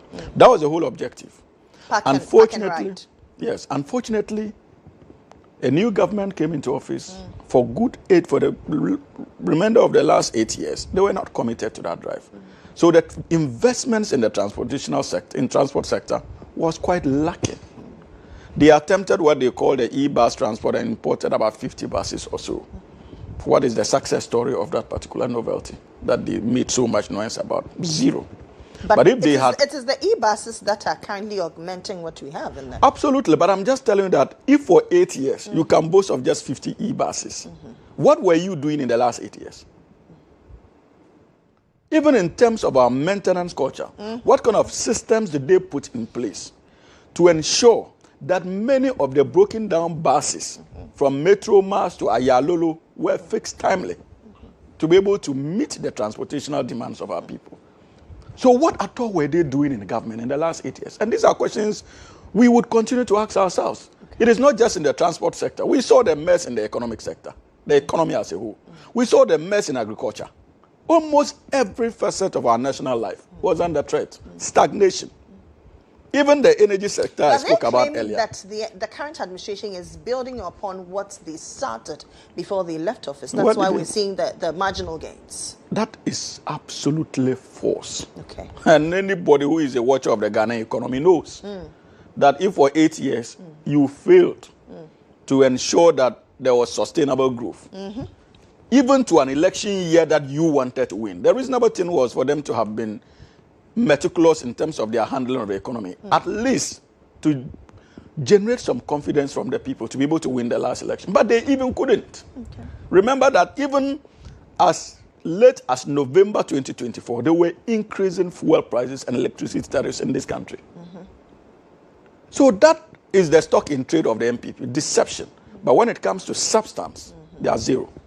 And we must begin to appreciate that. Does that mean that in the 1 year of this administration, you turn a blind eye to the transport sector? Because what we're witnessing is quite unprecedented. Absolutely no. It's not unprecedented, Lily. I think that we've had transport challenges for some time now. No, but usually we do have transport challenges during the Yuletide. Yes. Then once we transition into the new year, it subsides. Yes. But this has prolonged for quite a while. Yes, but that is the reason why the minister responsible for government communications indicated that one major challenge we are dealing with also has to do with pricing. True. Because you have private operators who are trying to dictate prices because fuel prices are coming down. And so expectedly, there's the need for them to reduce their fares. Unfortunately, that is one of the major challenges we have in this country. It didn't start now. You remember even in the PNDC era, there were Rawlings had cause to send out military men to enforce price mechanisms on our streets. That was what was branded price controls. Because that attitude to increase, the aptitude to increase prices are always high when international commodity prices are going up. But when same commodities begin to record a decline, our traders are unwilling to ensure that their prices reflect that decline. And so that is one major challenge we have as far as the transport sector is concerned. And as a government that is committed to ensuring that we alleviate the plight of the Ghanaian people, it is only proper that we insist that prices come down. And as a result of that drive, many of our people in the private sector are unwilling. And so they feel that holding back the transport system would compel the price increases. But I can assure you that government, through the human face of national security, has also gone to work to ensure that we engage these people meaningfully to be able to bring the buses, especially the private sector, to augment the public sector buses we have. And in the interim too, Metro Mars has been directed to look into their fleet and at least bring on board buses that can easily be repaired to be back on the road. I mean, for a transport sector that for so long was left to rot, Metro Mars, Ayalulu, do you think that it can handle the current pressure? Because Metro Mars has sold some of its buses. Currently, they have about 115 buses. Now, mind you, Metro Mars does intercity. Now, it is compelled to do intracity. Ayalulu is also compelled to do extra work, as in the 24-hour economy. I heard from their director that they are now running 24-hour economy because of the current challenge. Do you think we can handle it? Why has a country like Ghana left its transportation sector, management of it, in the hands of the private sector? I made this point over the weekend, and this was after a member of the United Party called for government, especially after the engagement with the media men by the Vice President of the Republic of Ghana, Her Excellency Professor Jane Nano Opoku-Agyeman, and indicated that government was taking the lead role in procuring buses to ensure that we augment the fleet. And clearly they were against the intervention of government. But I have always argued that the transport sector is one of the most critical national security sectors of our country. And no government worth its salt should leave the private sector, the transport sector, in the hands of the private sector entirely. And so in tandem with that dream, especially considering the fact that the NDC is a social democratic party, we must be interested in subsidizing the cost of transportation for many of our teeming citizens out there. And so it is not accidental that the government, even prior to this current development, had already started engaging with a company in India that company is actually even in the process of producing the buses. The last time I checked, about a week or two ago, the deputy minister responsible for transport was in India with a team, including the Metro Mass MD. Yes, I saw. So we did not wait to get to this stage. Government knew what we had inherited. And so we started preparing the grounds long ago. But unfortunately, we are not in charge of the production timelines when it comes to these buses. The most important thing is that the agreement has been reached. They have started production, and government would ensure that we quicken the pace for these buses to come into augment. But in the meantime, there's the need for us to still continue to engage the private sector, because as part of our objectives as a government, it's not just to kill the private sector, it's to support the private sector to be an important player, not just in the transport sector, in all sectors of our economy. So the objective is not to take them out, but government will continue to play a lead role. And especially when it comes to the transport sector, government must be interested in playing a lead role. Dr. Dixon Adewako has joined us. He is a member of the NPP communications team. He speaks for Dr. Brian Champo. He's from Member of Parliament for Anya Sotum. Doc, you're late. How are you? Happy New Year. Oh, it's good to see you. Good to see you. And you're looking bubbly and nice and beautiful. This is this same this element. is this same transport issue that got me here late? How? Why? I don't think we have a transport minister. And I say this with the greatest of respect. I think he's from Tripoli or somewhere there. Bad roads there too. But that's the roads minister. Yes, I know. But I'm just saying, I'm lobbying for him. Okay. So that the current government attends to his roads. That's quite charitable. Very dusty, troublesome roads. In fact, very bad roads. But I don't think there's a transport minister. In all of this, I've not heard him speak. Yes. I haven't. Okay. And you know, I think that one speaking engagement in this current situation is not enough. Maybe either the PROs for the ministry have to wake up, because people are struggling. And what is even scary is that at the late hours or the peak hours, people get charged extra. And I think that is troubling, you know, where there's an agreed upon fare, but when it's 5 p.m., then on your road to Kaswa, this is not to Kukontumi, on the road to Kaswa, then you get milled for extra 10 cedis, because if you don't pay, you can't board. And I think that is troubling. And I also think that the population in this country didn't increase overnight. Okay, so after 1 year... You know, it's interesting. One of my Akama guys asked me a question this morning, whether Ghana's population has increased since December 2025. Maybe it will fall Abekahu, you know, maybe. But what has become very evident is that there's been poor planning. We can say over the years, but as it stands now, when it happens during your governance, we will load it on you. It's just the nature of the game, and he understands that very well. After 12 months in power, I think that, you know, some of these things cannot be blamed on past and previous government. When it's good, you want to say that it is from you. When it's bad, it is the I don't do that kind of politics. I am not that kind of a politician. I take blame when it's mine. I make a case when, you know, invariably government is a continuum. Sure. And my point is that it's been 12 months. So for now, the honeymoon is getting over. Reality is setting in. Either the makeup is going off, or if you're under alcohol influence, it is leaving the system. So Suhini has spoken, plain the explanation, India, blah, blah, blah, please. The average person using transportation doesn't give a hoot to when India is bringing us buses or not. The system must work. There should be better ways and means of organizing so that the ordinary Ghanaian who wants to get to Amasaman can board a car and be guaranteed that the fare is the same in the morning, in the afternoon, and in the evening. And I also think that in all of this, I don't know how the 1 Ghana per fuel gallon has contributed to this transport situation, because maybe the drivers are struggling. I don't know, because they've also been, as it is, stopped from increasing their prices, and maybe it's not becoming profitable or doable when they look at their operational expenses. And then there are other fees that the GPRT use that they have to pay. So I mean, I don't really know what's happening.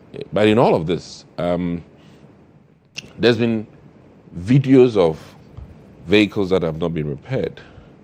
And I think that instead of going to even look for new cars or vehicles, what are we doing with the, we have the cocoa paste in this country where you can take... Sorry to cut you, but Hamza mentioned that there's a directive to the Metro Mass Transit especially to look within those that can easily be repaired in the interim. You see, we're not talking about talk. We're talking about it should have been done yesterday. Okay. Do you need a directive for that? This should have been done yesterday. You came to meet, quote unquote, a fleet of bad cars. Fine. What have you done about it? Is it the case that we always have to look for purchasing new things?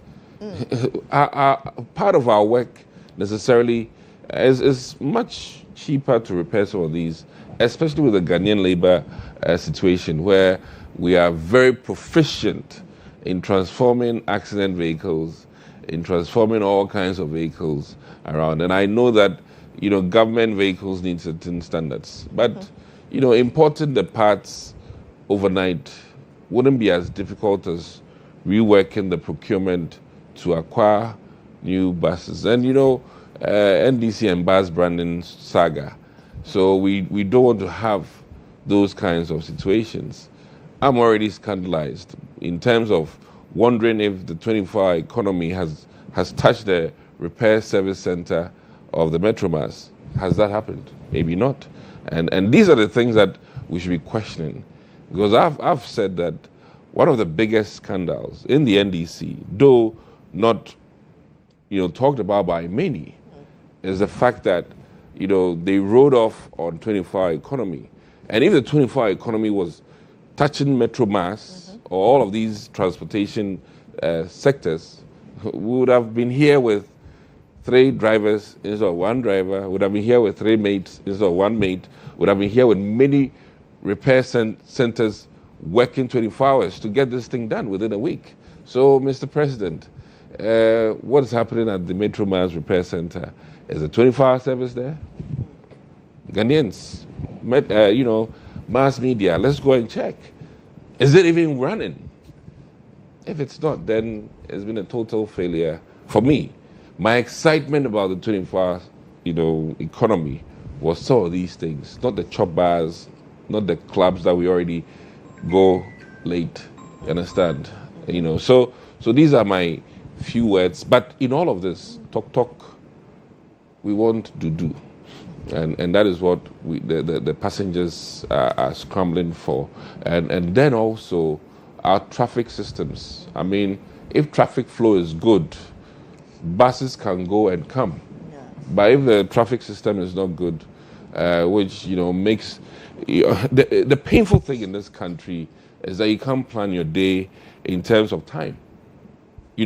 Elsewhere when you leave at 7:30, you know that in 30 minutes, unless there's a major traffic or a snowstorm, you get there. But we are not reliable with our time. Today, when you plan 30 minutes trip, even with Google or whatever map systems you use, you'll be thrown off.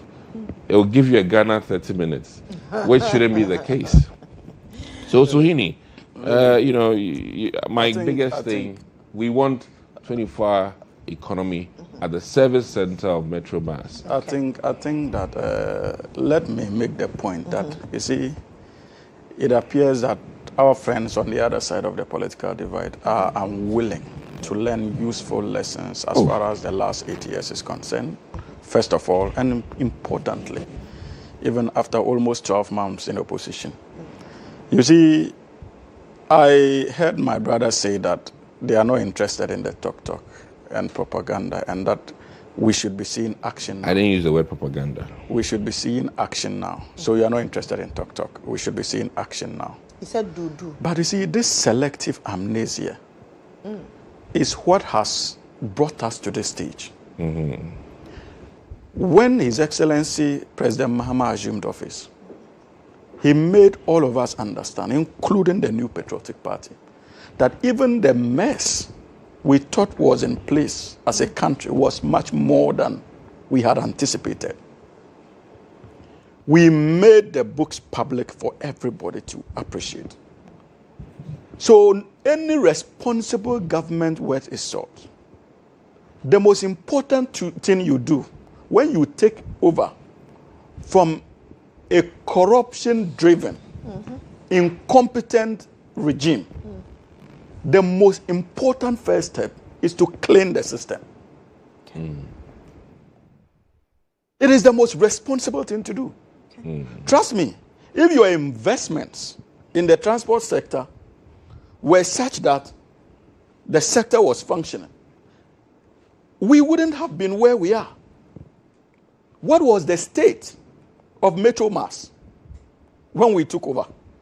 What was the state of the maintenance sectors you spoke about? And on top of that, Ghana was reeling financially, and there was the need for government to be able to use the last 8 years to get our economy back on track. Almost every sector, like I indicated, last year had collapsed when we took over from you.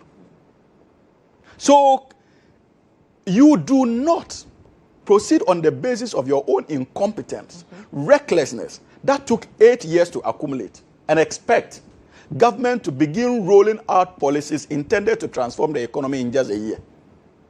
As if the mandate given the NDC government was just 12 months. These are the realities.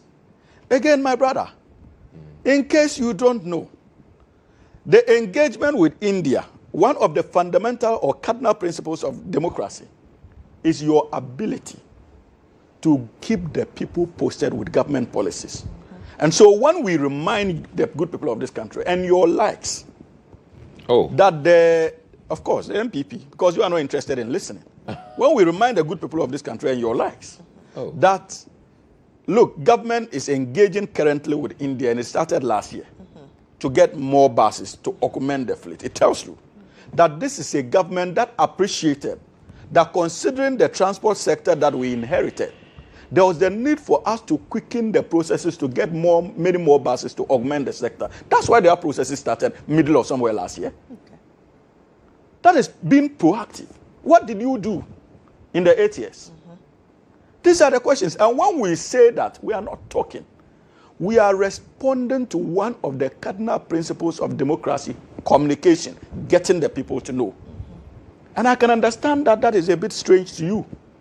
Because in the last 8 years under you, what we were experiencing was a government built on the wishes and desires of Nana Addo Dankwa Akufo-Addo, where you had no interest in even accounting to the good people of this country. Okay. So it can be strange to you when you have a government that is willing to communicate for people to know where we are, and based on that, they will be able to effectively assess us. And so, unlike you, we accept responsibility of this current crisis.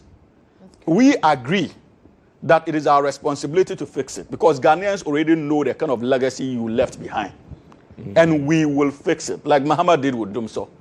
This is a sector he would holistically transform, because that track record is there. But mind you, maybe we are tired of educating people like you, that is the MPP, when it comes to issues of the 24-hour economy. If we do not, don't get tired. If we do not, because you are not interested in knowing, if we do not put in the necessary building blocks in the transport sector, say Metro Mass, how do you expect the 24-hour economy to roll out? You think that we'll just sleep and wake up like you did with the cathedral and the SML and just sign all manner of contracts because government wants to implement 24-hour economy in a matter of a year? We would not do that. We need to ensure that any policy we are bringing is sustainable. And it is not for nothing that the 24-hour economic secretariat was put in place. This year alone, they have been given in excess of 150 million Ghana cedis to put the plan in motion. So be patient and begin to monitor the works of the authority. And when we put in the necessary shortfalls that you are allowed to fester in the last 8 years, especially in the transport sector, you will begin to see the full rollout of 24-hour economy in the metro mass sector that you are so interested in.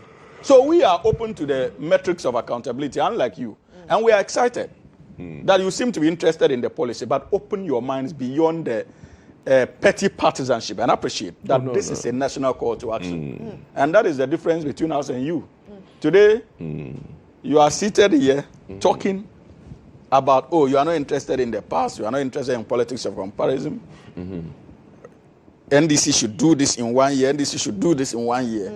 But mind you, I need to keep you on your toes. We need to remind you also that if you were at least proactive in government, especially your last year, many of these teething problems that are beginning to show wouldn't have been there. If indeed your so-called promise in 2016 that you were moving Ghana from third world to first world, if you had at least succeeded in seeing at least 10% of that through, and from taxation to production, where is the production? I'm just reminding you. So you are not even, you see, you should even be embarrassed to be making references to many of these policies. Because if you had shown commitment, Doc, we wouldn't have been here as a republic. The NDC would have been building on. Just as we left in excess of $250 million for you in the Ghana sinking fund when we were leaving, we left in excess of 700 million Ghana cedis in road fund for you to pay contractors after the 2016 general election. We left you enough buffers. How much buffers did you leave us? Debt, and injured international reputation to the extent that you even left us an economy that was practically impossible for Ghana to even go outside to the international market to borrow, apart from depleting our meager resources. Can I say a couple of things? And these are the facts. Okay. Yeah. Your legacies are cancerous, and you must understand that, especially to the economy of this country and our progress. In all of Suhini's submission, I gather one key thing. Okay. And I wish to inform the general public that considering the production of vehicles we have now in this country, from the likes of the work of Alan Chemanting, look at this. I am only proffering that the making of buses in this country would be more beneficial to Ghana than the importation. One district, one factory. And I'm only proffering a solution. Because this purchasing is just a sort of a knee-jerk reaction and is not necessarily sustainable. Because he's talking about sustainable. Looking at the bus, opportunities in this country, the inadequate numbers, I think we should look into that. And I'd have hoped that our arrangement with Tata, the likes of Tata, and the other heavy equipment companies should be Ghana moving into the actually either assemblage or the production of buses. And that for me is more long term and also creates jobs. But one thing he admits in all of this is the fact that the service center for Metro Mass is not running 24-hour economy. And he rightly says that we should wait. Now, one key thing I wish to share is that this $1 million or cedis for the Secretariat for 24-hour economy, I think is even too late. The way the NDC touted 24-hour economy, this work of feasibility that the Secretariat is now about to do should have been embarked on way before now. Since the government was supposed to be rolling this thing out. I mean, the whole concept of 24-hour economy, trust me, I respect it. Not that I don't respect it. I know the benefits. But the implementation now is where I have a problem. And I think that to write and rewrite policies and to do assessment over assessment, that time is taking too long. So within the 24-hour secretariat, are they sleeping at night? I think that is the case. They themselves need to be working overtime to get these documentations and policies and their I's and T's, sorted out. Mm-hmm. So, Honorable Suhuyini, and I think is you call him Hamza, so I'll use Hamza. I really think that, in all of your arguments too, I want to reiterate that MPP people are Ghanaians. And I don't necessarily like the idea of how he's codified MPP as non-Ghanaians in his context. So I'll plead with him. And now, what is even more crazy in this country is that both the NDC and MPP have, a base that is so entrenched that regardless of who the NDC character is or MPP character is, they'll vote that way. But the good chunk of undecided people in this country, the floating voters, is what we both are trying to get to our sides. Mm-hmm. So when he talks, he should be mindful that those who voted for NDC yesterday might not vote for NDC tomorrow. And he should address the matter not in an NDC, MPP fashion. There are many NDC folks today who are not even clear in their mind as to what the 24-hour economy is. So as part of promotion, he shouldn't get tired of explaining and explain tire. You understand? That is the nature of government policy. As of today, we are even finding it difficult as an opposition party to inform Ghanaians that the 1 Ghana per fuel is more than the e-levy, which they were so much, upset with us about. It's far more, far more. But Ghanaians have not complained, have they? But my key point is that the NDC made believe that the e-levy was like, an arm and a leg, and it was ending Ghana.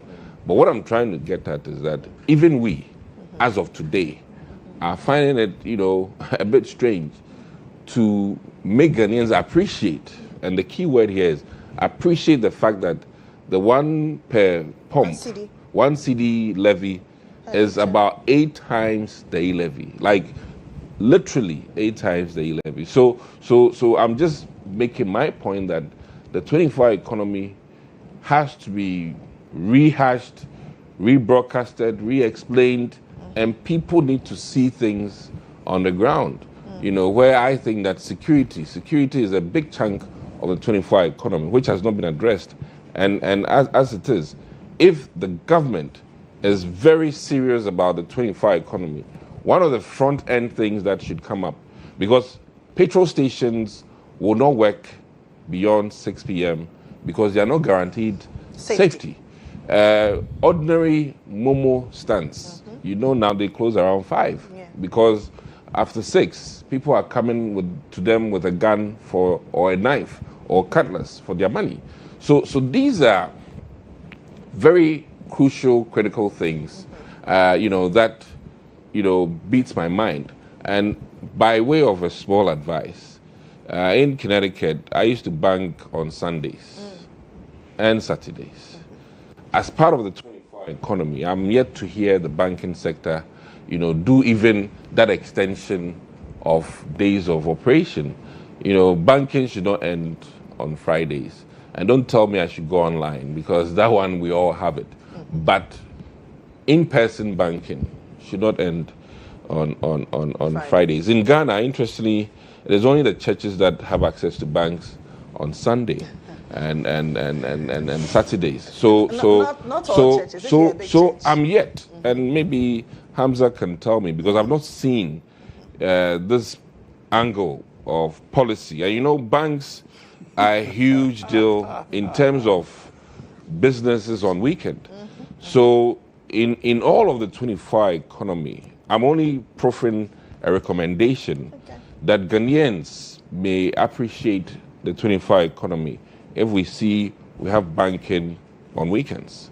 Not even the entire 8 to 6 or 8 to 5, but at least if we know we can bank from 10 a.m. to 2, I can then ascribe that to part of the 24-hour economy. So there's a free recommendation to the NDC and as it is to the Secretariat that they allow banking if they truly believe in the 24-hour economy. We want to hear these are powerful segments: security, banking, which are very fluid for us to work. Is the 24-hour economy going to see a robustness in 2026? Absolutely, and that is why listening to him. You see, there's a saying in our language that in Dagban in particular, that if someone is you've lost me. No, he's saying to it. If someone is not asleep, it is difficult to wake the person up because the person is pretending to be asleep. What does that mean? That is what my brother has just demonstrated today, and that's why I needed to make that distinction between Ghanaians who are actually looking up to the 24-hour policy implementation and those who, for mischief and political reasons, have decided from day one that their ultimate agenda was simply to ridicule a policy intended to lead the transformational agenda of this country. Okay. You remember that even prior to the 2024 election, they said all kinds of things about the 24-hour economy. They ridiculed it. We were ridiculed across the length and breadth of this country. Today, he's going to sit in this chair and recommend policy proposals.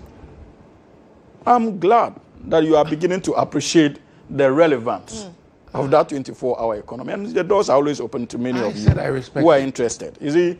But you see, no, I just needed to expose the hypocrisy surrounding it. But I'm not hypocritical. Lily, in response to your question. He said he supports it, just that he needs assurance in the security. I am telling you that, is it not a fact that the policy was ridiculed by the NPP? Well, it is. Even in his earlier submission, you could still read the ridicule undertones. Until I had to bring him back to focus on the nitty-gritties of the issue. Just said it. But you see, not me. So you see, no, he said it. He just fell into the trap. But you see, Lily, that is. I needed to expose that insincerity so that because I didn't say it. You see, the NPP, they are masters when it comes to playing the game of insincerity, and so that point needs to be made. But you see, you asked a very important question about the possibility of us seeing it in full shape. Even last year, there were many state institutions that started the 24-hour economy rollout. Institutions like DVLE had started, Ghana Publishing Company Limited, an aspect of Ghana Passports under the Ministry of Foreign Affairs. They were rolling out. And in opposition, we indicated that the objective was to support the private sector to roll out a 24-hour economy. It did not mean that government itself will not play a critical role. But when you listen to our opponents, they seem to give the impression that the whole sector or the whole policy hinged on government institutions. Absolutely not. The idea was to provide the needed institutional framework for even private businesses, most especially, to take advantage to be able to operate 24/7. With security. I didn't get that. With security. With security, absolutely. And that is the reason why we are still committed to that. If you look at what is happening, even in the security sector alone, it is not for nothing or just for aesthetics purposes that this government last year decided to bring in a number of security vehicles to augment the fleet as far as the Ghana Police Service is concerned. Same will be done when it comes to the military. So that tells you of a strategic step intended to empower the security agencies to be able to support the eventual rollout of the 24-hour economy. We want to feel it. That is progressive thought. You did not feel the vehicles that were brought into the country by His Excellency John Dramani Mahama through the Ghana Police Service. What I'm saying is we all felt it.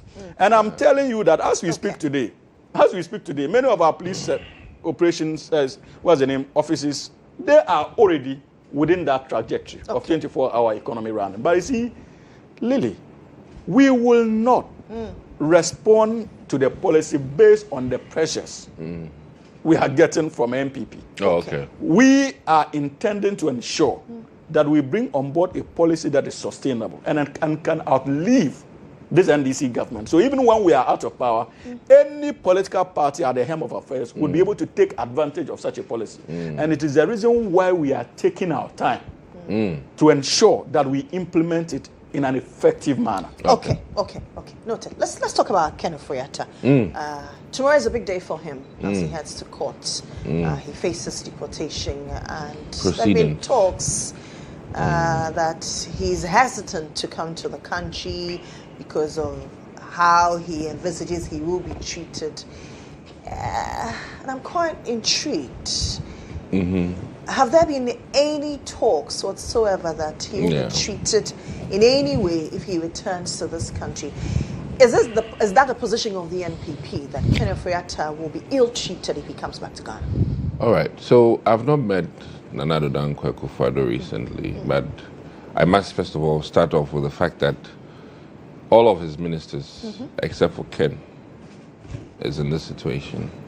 I've not heard of any other minister who's been asked for questioning, and it's become a roller coaster.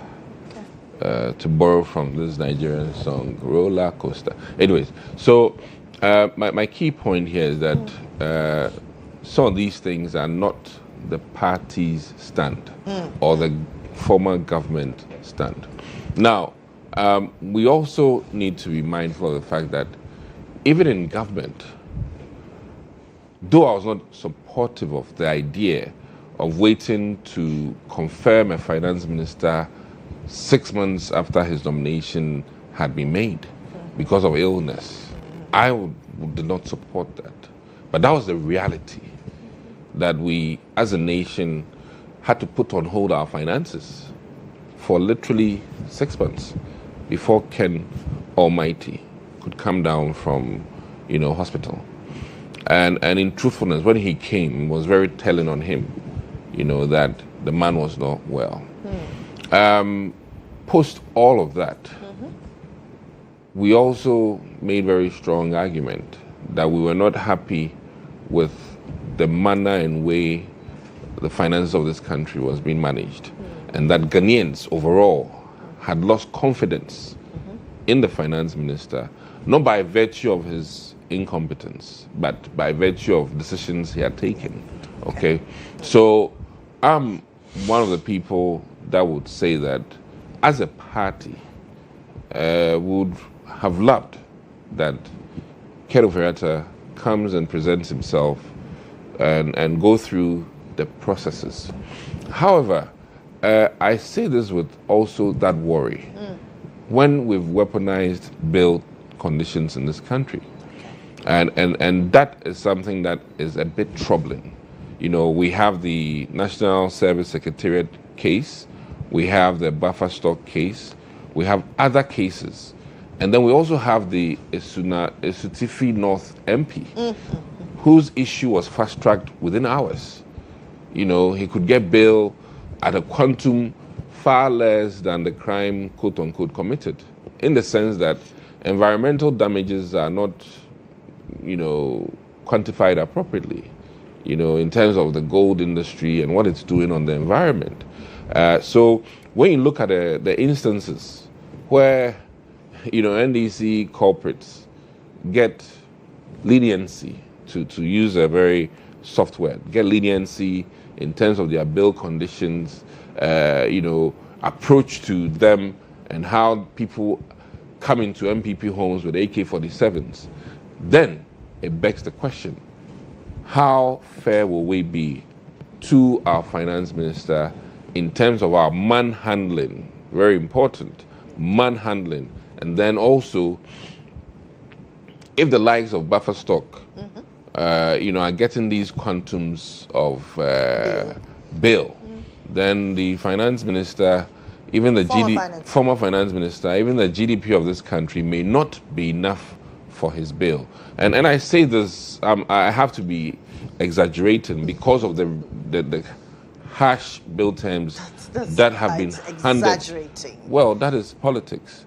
People have to get what I'm trying to say. So you have to exaggerate for them to get what you're trying to say. And I say this, like, seriously? I say this because of how, in one breath, the likes of Gifty, you freeze all her assets, and then demand from her a bail amount that she literally has no ways and means of proving or holding. You get where I'm coming from? Yes. So when you do that, you literally tie the person's hands behind them and just keep punching, like Azuma doing it to you. So I think that the government's initial Iyoko approaches to some of our people makes the finance minister worry.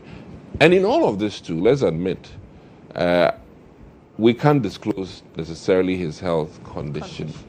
Not all health facilities, unfortunately, are available in this country. And I must admit that supposing he has irregular heart function, in the mere case of hearing some of the things his charges are and stuff, he may go into shock. And where are the devices to help him? So invariably, he's also looking at his life. Okay. And respectfully, I've been encouraging the Attorney General that, listen, let's do this to some large extent in absentia, so that Ghanaians will know in total what his charges are and what the response of the defense lawyers are.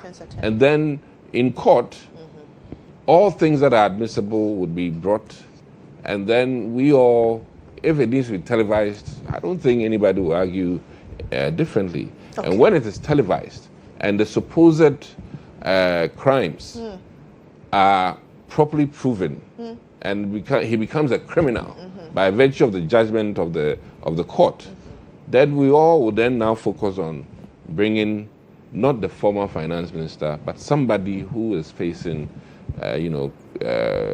or has been convicted of a crime. Of a crime. Okay. And this one is not egg before the chicken. Literally, you can move to court right as of today. You don't need that human being in court to prosecute him. Okay. Hamza. And to conclude, Tamaklo, the lady Tamaklo, ran elections in my constituency, Anya Sultan, before. So I'm familiar with her. We've been dead silent on that, to a large extent. And we're focusing on someone who's yet to be, as it is, given charges, and even as it is... she goes to court on Wednesday, by the way. You get my dead silence thing, The Attorney General was on one of the radio stations or TV stations and was mute. You have been dead silent as a political party with her. So these are some of the nuances. But we want Ken. We want Ken in to clear himself. Okay. Yeah. Lily, you see, quite clearly, I am glad about the open confession my brother made this morning about the fact that to him, politics is a show game. And so it is not rooted in facts and figures or sincerity. It is simply a game of exaggeration. Who exaggerates the best. And I think that... Welcome to LGBTQ, so don't worry. I think that has always been the stock in trade of the New Patriotic Party. So I'm glad for that open confession. I think that I commend you for that. So anybody who is watching us this morning and listening to us knows clearly the person speaking to the issues rooted in sincerity and belief that this country can actually change, and one interested purely for the show in the politics of exaggeration, which has always been the political branding of the New Patriotic Party, a brand that they used so effectively in the 2016 election and succeeded in deceiving the Ken Ofori-Atta to win power. But even before I get to the Ken Ofori-Atta matter, permit me to state quite briefly on the transport sector still that are you aware that in 2020 alone, about 313 buses of Metro Mass were sold. Those buses were sold under them for as meager as 2,500 Ghana cedis. I think that the question he should be answering is how many of these sold buses they were able to replace. Okay. So that tells you the erosion and how that erosion in the transport sector started under their leadership. And I think that you need to also demand accountability. And I know, as a matter of fact, I think then you were still in Parliament. So we should be asking you questions. Well, but now you see, let's come now to Ken.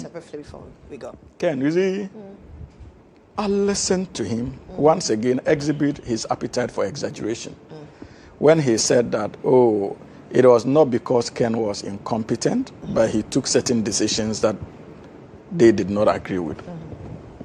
What are you talking about? What decisions did you not agree with?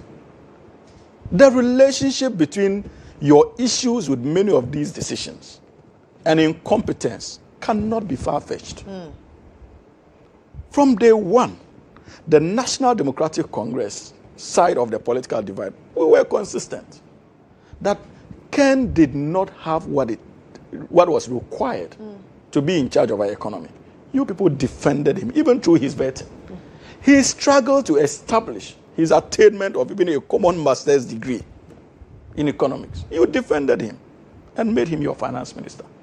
When the effects began showing, that was when a few of you decided to organize press conference to call for his head, and that eventually led to most of you losing your seats, I'm sure including your good self, because the system had no choice than to come against you. I'm sure you have learned useful lessons from it, though. But when you say that he is not incompetent or was not incompetent, you are simply being charitable. Let us face it, and it's in line with your exaggeration agenda you spoke about this morning. But having said that, Ken Ofori-Atta in government as finance minister caused so much havoc to this country. And nobody should play politics with his conduct in government. Indeed, it was Ken Ofori-Atta who presided over the so-called collapse of banking institutions in this country. And many of these owners of these banks had cause to even tell us that in opposition he attempted securing shares or ownership shares in many of them. And they declined. So they felt that he decided to use the law as finance minister to go after them. That is a fact. Now, his policies led to many of our compatriots out there unable to take care of their families. Many of our younger brothers and sisters who were employed in many of these banks lost their jobs. Many of them became taxi drivers, Uber drivers, just to find ways of surviving. People holding master's degrees, PhDs, were brought back to the streets in search of jobs because of his financial intervention mechanisms. At the time he was rolling out these policies, the laws of Ghana were different. We didn't have in place the 1992 Constitution, based on which he took cover to implement many of these draconian policies, including the domestic debt exchange program that went after the meager savings of our pensioners. That is Ken Ofori-Atta. And you say, today, you have questions to answer. The most responsible thing to do is to avail yourself to our investigative bodies. Nobody has declared you guilty. Nobody has said that you are guilty of the allegations. That is why they continue to be allegations. And many of your colleagues have gone before our investigative bodies. Indeed, people you are financially resourceful more than. You mentioned the likes of the former nationals, Buffer Stock. Ken is more financially resourceful than them. Then that's why I'm saying that his. I'm coming, and I'll get to the issues of bail. Much more. You see, we don't have enough time, so if you can. Yeah. So, but these are the issues. We are not entrepreneurs of the worries of Ken. That when he comes here, he'll be dealt differently. We are not entrepreneurs of the worry of Ken. We are advocates of the rule of law. Is that an assurance by the NDC? The NDC would need not give that assurance because it is the 1992 Constitution that the NDC works with. Okay. So the desires and wishes of the NDC is irrelevant. Okay. What matters is commitment to the rule of law. Why? And that is underpinned by the 1992 Constitution. Even the NDC is a subject to the 1992 Constitution. Okay. And I am saying that, look, Ken's fears is not for us to trade in. Many of the people you made references to in terms of the bail conditions that were given, many of them have had cause to go to the High Court. To vary them. To vary them. That is what the law says. And you need why to also must you even understand, get please, there? please, please. No, that is the law. No, I'm You have saying to that. when they are setting bail, they look at the quantums involved, the nature of the crime, and the kind of alleged stealing that went on in the last 8 years. Never experienced same. So you cannot compare that to the case of the MP who was granted bail. That's one, too. Okay. Give me an example of a sitting MPP MP whose bail conditions are as stringent as the ones you are talking about. Because the judges themselves know, and our investigative bodies know, that when you are in parliament, the possibility of you absconding is minimal. Sure. So that alone is a guarantee, and you, as a sitting member of parliament, would have benefited from that. You know you have certain privileges. So don't bring in the MP and say that, oh, NDC MPs are getting this. Absolutely not. It's not supported by the fact. And you know that as a matter of fact. It has happened. But I've just explained to you that it's because of his privileged position as a member of parliament, not as a member of the NDC. And any NPP MP could have been entitled to the same. Okay. Kindly land for me. And so, look, the issues, I am tired of discussing the Ken issue. Because it is clear to all of us that this is a gentleman who is not ready to avail himself to accountability. Okay. But this is a government that is also committed to ensuring that Ken is brought down. We all know, even speak to our colleagues on the streets, citizens who are on the streets. We Perception. It's not about perception. That one of the cardinal principles of democratic governance also has to do with what? Accountability. Right. It is not just about occupying government positions, but the test of your fidelity to democracy is your ability to avail yourself to issues of accountability. Absolutely. And so Ken must come down. And it's not just Ken.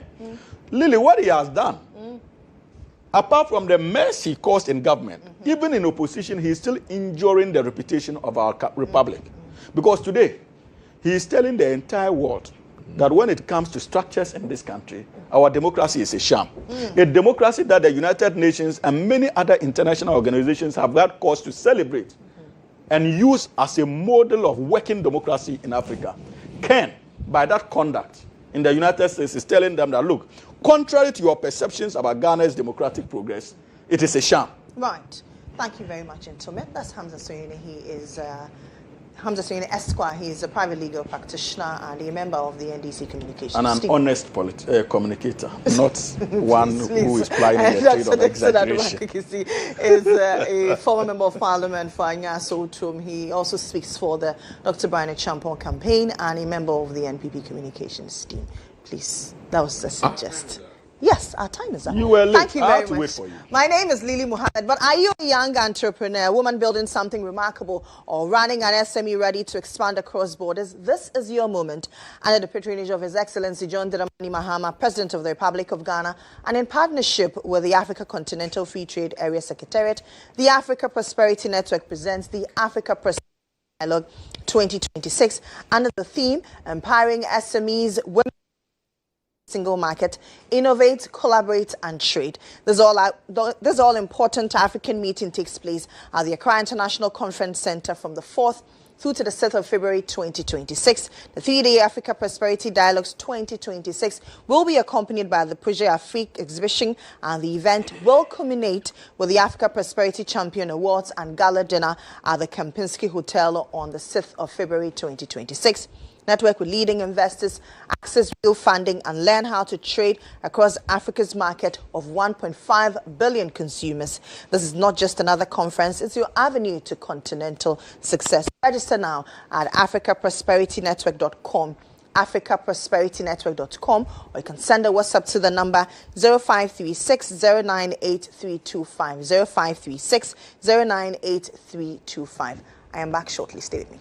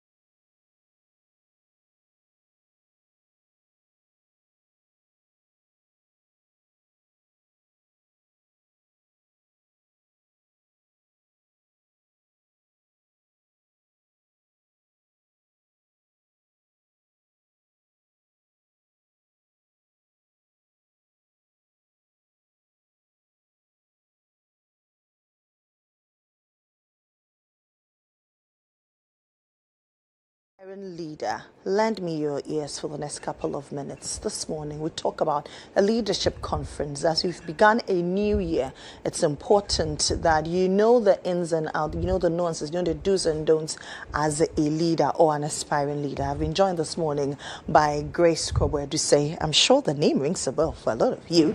She is a motivational speaker. She's the Executive Program Director, Maxwell Leadership Founder and CEO, Grace Center for Growth and Excellence. And for those of you who want to be great leaders, please listen to this woman this morning. Good morning. Good How morning. Are you? Good morning, Lily. I'm very well, thank you. And yourself? I'm doing awesome. It's good to have you. Thank you. Thanks for having me. Now, what qualifies somebody to be a good leader? Lily, I think the bottom line is that a good leader is a person who serves others. So a good leadership is about others, thinking about other people and not just of yourself. The only place yourself comes is when you grow yourself. You develop yourself to be that person who serves other people as well. That is what it is, bottom line. And like my mentor, my coach, John Maxwell says, leadership is influence, nothing more, nothing less. So we live to lead. Talking about Live to Lead, you are hosting a Live to Lead in Ghana. The last time you did it was in 2024. What inspired Live to Lead Ghana? So a couple of years ago, I wanted to be somebody who's not just whining about leadership or the quality of leadership in the world or, in Ghana. And I thought, I would love to explore more about leadership. What is it exactly about leadership? And fortunately for me, I also worship at a church where leadership is a big thing. It's a big topic. And my pastor has written so many books about leadership. And so I thought I should explore it a bit more as well. So I decided to, read and take some courses and some certifications. I came across Maxwell Leadership. As you know, John Maxwell himself, probably some of us must know him, he's the #1 leadership person in the world outside the entertainment industry. And I thought, what do good leaders have in common? And who are the people who have invested in themselves to be great leaders? And I found that the common thread are people who think about others. And for me, that inspired me. I thought, I need to know more about this. And I started to develop myself because it has to start with me. So where yourself comes is where you grow yourself first to be that leader who is thinking about others. So no matter what you're doing, as you've come to work this morning, you're influencing other people. This show is influencing people, and we have to be very intentional about how we influence people. Are we going to influence people for good or for bad? That's quite profound. Over the years in the trajectory and in your travelings, what significant thing have you seen in regards to leadership in the two worlds, the West and in Africa? I think what I've seen over time, I know things change all the time, as we can see. Well, the world is going through a shift. Sure. I saw the difference is in accountability, leadership accountability, right? And that's a big difference between our world and the other world. We don't have enough accountability, and our leadership is more about ourselves more than others, our people, the people we serve, right? And at the end of the day, what is in it for those people that you're serving? Would they be better as a result of being under your influence? Will somebody meet you and leave your presence a better person? And that's what leadership is about. You're leading, so be intentional about how you lead, okay? And if you don't know, you can learn how to lead well. In the span of 10 years ago, let's do 10 years now, do you think we've created enough intentional leaders? I don't think so, because again, it's all about intentionality. I read there's a proverb, some Asian proverb that says everything rests on the tip of intentionality. We say, but we don't always do. But I believe that we're starting fresh. It's a fresh start, and we can do it. Mm-hmm. We can do it, but we cannot stop, because I think, like everything else, there's a law at work called the law of degeneration. Sure. And when we start something, it starts to go down. Mm-hmm. So we've got to keep doing it and being very intentional about growing leaders. Mm-hmm. So at my company, I say we grow leaders. We intentionally grow leaders with the resources that we have, and we have world-class resources. We grow leaders. We transform lives. That's what we do. We value people. A good leader values the people. A good leader sees value in people and wants to add value to them so that they can multiply that value to others. So value must be multiplied, not just added. Sure. So you add, and the way you add it is that person must be able to multiply to others. So your leadership must multiply others. Whether you're in the corporate world, or you're in government, or you're at your home as a mother, a father, a guardian, what is your leadership doing? Are you multiplying that leadership? That's quite profound. So that's why you need to be at Live to Lead 2026. You held one in December in Cape Town. Yes. How did that one go? Oh, it was amazing. I had the privilege of doing it in Cape Town, South Africa, and many leaders from especially the church community there. They were there, and the corporate people, different kinds of people were in the room. We had over 100 people, and I think that it's changed a lot of people, and we even had students there as well. Okay. I don't know how our school curriculum is, but that's something. If you're talking about investing in leadership, that's a subject that needs to be taught in schools, and we got to catch them young for sure. That's important. Now let's talk about Live to Lead in Ghana. It's coming off on 29 January. Talk to us about it. So what's the lineup of speakers? What should we expect? We're going to expect to learn and to be transformed at the feet of people who have walked that path before. Okay, John Maxwell himself, who's a creator of Live to Lead, will be joining us by virtual broadcasts, and some selected speakers as well. We have Tiffany Bover. Tiffany Bover is rated as one of the top 50 thinkers in the world. So that's the quality of the kind of people that we have. And also we have, like I said, Craig Groeschel. Craig Groeschel is also a big leadership person. He is a creator of the YouVersion Bible app, which has reached millions and millions of people all over the world. Also, we have down in Accra, we have in-person speakers as well. I'm privileged to have Mrs. Frida Duplan. Mrs. Frida Duplan was a top executive at Nestle, and also now sits on several boards, amongst them Zenith Bank as well currently, and also have some other great panelists as well. So it's going to be a day of learning, but we're not boring. We have amazing atmosphere. So it's a full day event? It's a full day event, and it's at the Labadi Beach Hotel. And Labadi Beach, their service is great. I don't have to worry about anything. They just do their work and I do mine. And so it's a great venue for us to be meeting. And most importantly, like minds are going to be in a room. We'll be learning and we'll be connecting. For me, my word for the year, by the way, is C. It's a C word, and it is connection. This year, I want to connect with myself because it starts with me. And then I want to connect with others. Again, it's all about others. And and also connect with my purpose. So my purpose for doing what I do and for bringing Live to Lead to my community is to transform the way leadership is in this country, transform the way corporate people lead. So lots of corporates lead from stress. There's also burnouts. We are trying to just meet targets. But they're not connecting with their purpose. Why do I have this job? And what's the purpose of this organization? What's the mission of this organization? So it's just on the walls.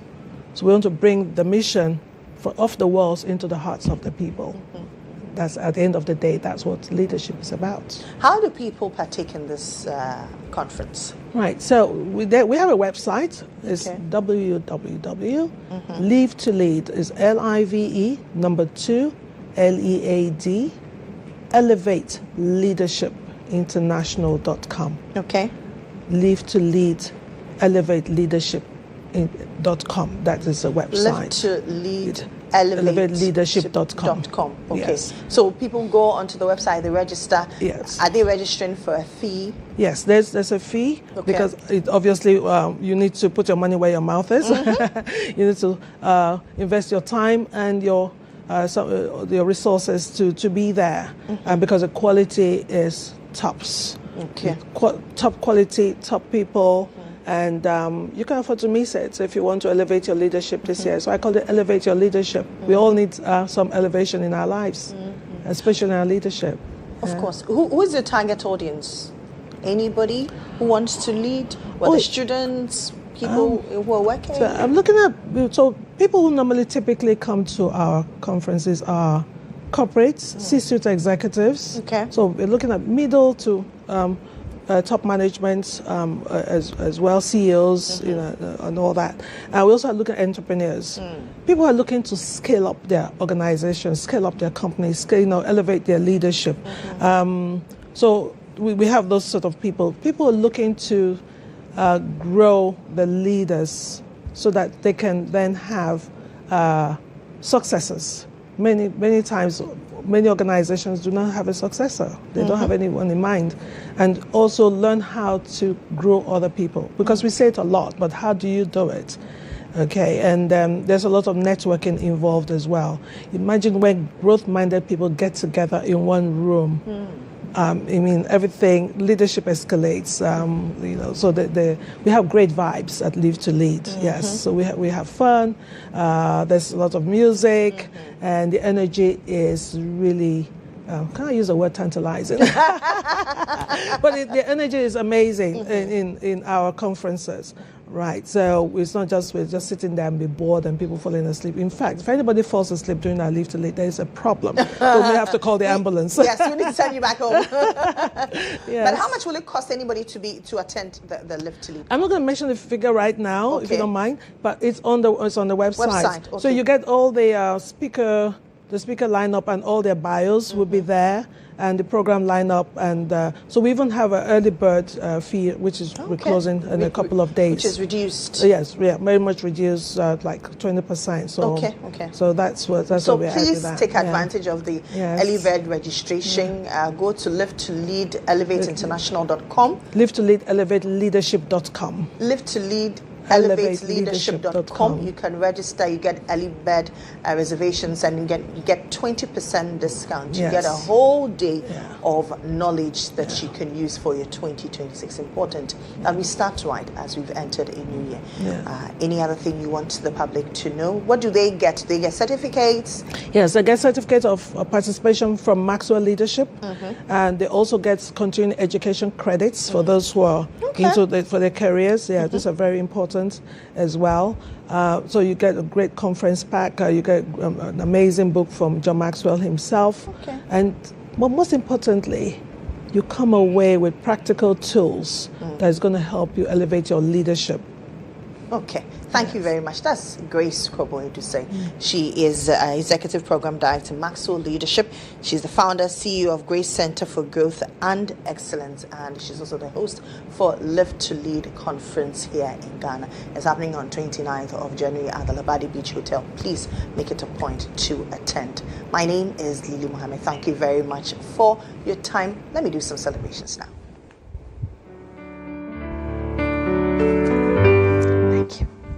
Happy birthday to you, Papa. I wish you the best of God's blessings, my love. God bless you and make you a blessing. Leap all boundaries of your life and still stand strong. Lots of love and laughs from me to you.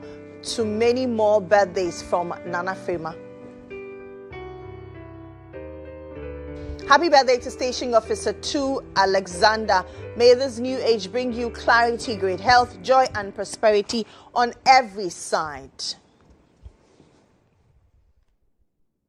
Happy birthday to an amazing woman. May this new year bring you happiness, favor, and beautiful moments surrounded by love. Wishing you continued grace and fulfillment in all you do. Happy birthday, Dr. Louisa Satekla, Mrs. Bim.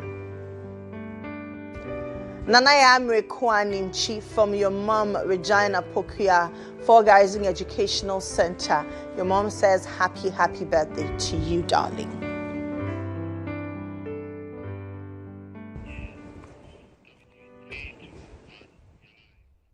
In the spirit of celebrations, I'm sure a number of you have not heard the latest from MTN, but if you have, let me rehash it. For those of you who love MTN Free After One, prepare for the upgraded experience. That's the MTN Free After One Extra. Now, let me tell you what this is all about. With MTN Free After One Extra, you can talk for 1 whole hour uninterrupted while paying for only the first minute of every 10 minutes of talk time, which means for every 10 minutes you talk within the hour, you only pay for the first minute and you get to talk for 60 minutes straight with no interruptions whatsoever. You like what you hear? Well, there's more. You get 50 megawatts of free data after your first call daily. So you see, now is the time to talk more with the people that you love. To subscribe to MTN Free After One Extra, just dial *550#, *550#, follow the prompts, and then you get to be subscribed onto that. Now, for those of you who love elegance, let me put you on to something really elegant this morning. Pure Ghanaian gold crafted into eternal elegance. From the heart of our soil to the soul of your style, gold board jewelry weaves heritage artistry with modern luxury. Every piece whispers stories of tradition, beauty, and unmatched excellence. Gold board jewelry is pure, locally sourced Ghanaian gold. It's artistry that honors heritage while embracing contemporary luxury. It's timeless pieces designed to elevate every moment of your style. We have showrooms dotted across the country. We have showrooms on the Kimbu Road. It's Diamond House. The number to reach them is 0555 810 005. 0555 810 005. On the Oxford Street, we have a showroom there. The number to reach us is 0556 771 438, 0556 771 438. We also have a showroom in East GHOne. It's on the Atelier Avenue. The number is 0553163811. At the Marina Mall on the Spintex Road, we also have a showroom, 0556 771 414. In Tema, we have a showroom in Community 11. The number is 0556 771 415. We have 2 showrooms in Kumasi. We have one at the Ampoma Arcade and one at the Prempeh International Airport. At the Ampoma Arcade, the number to reach us is 0556 771 416.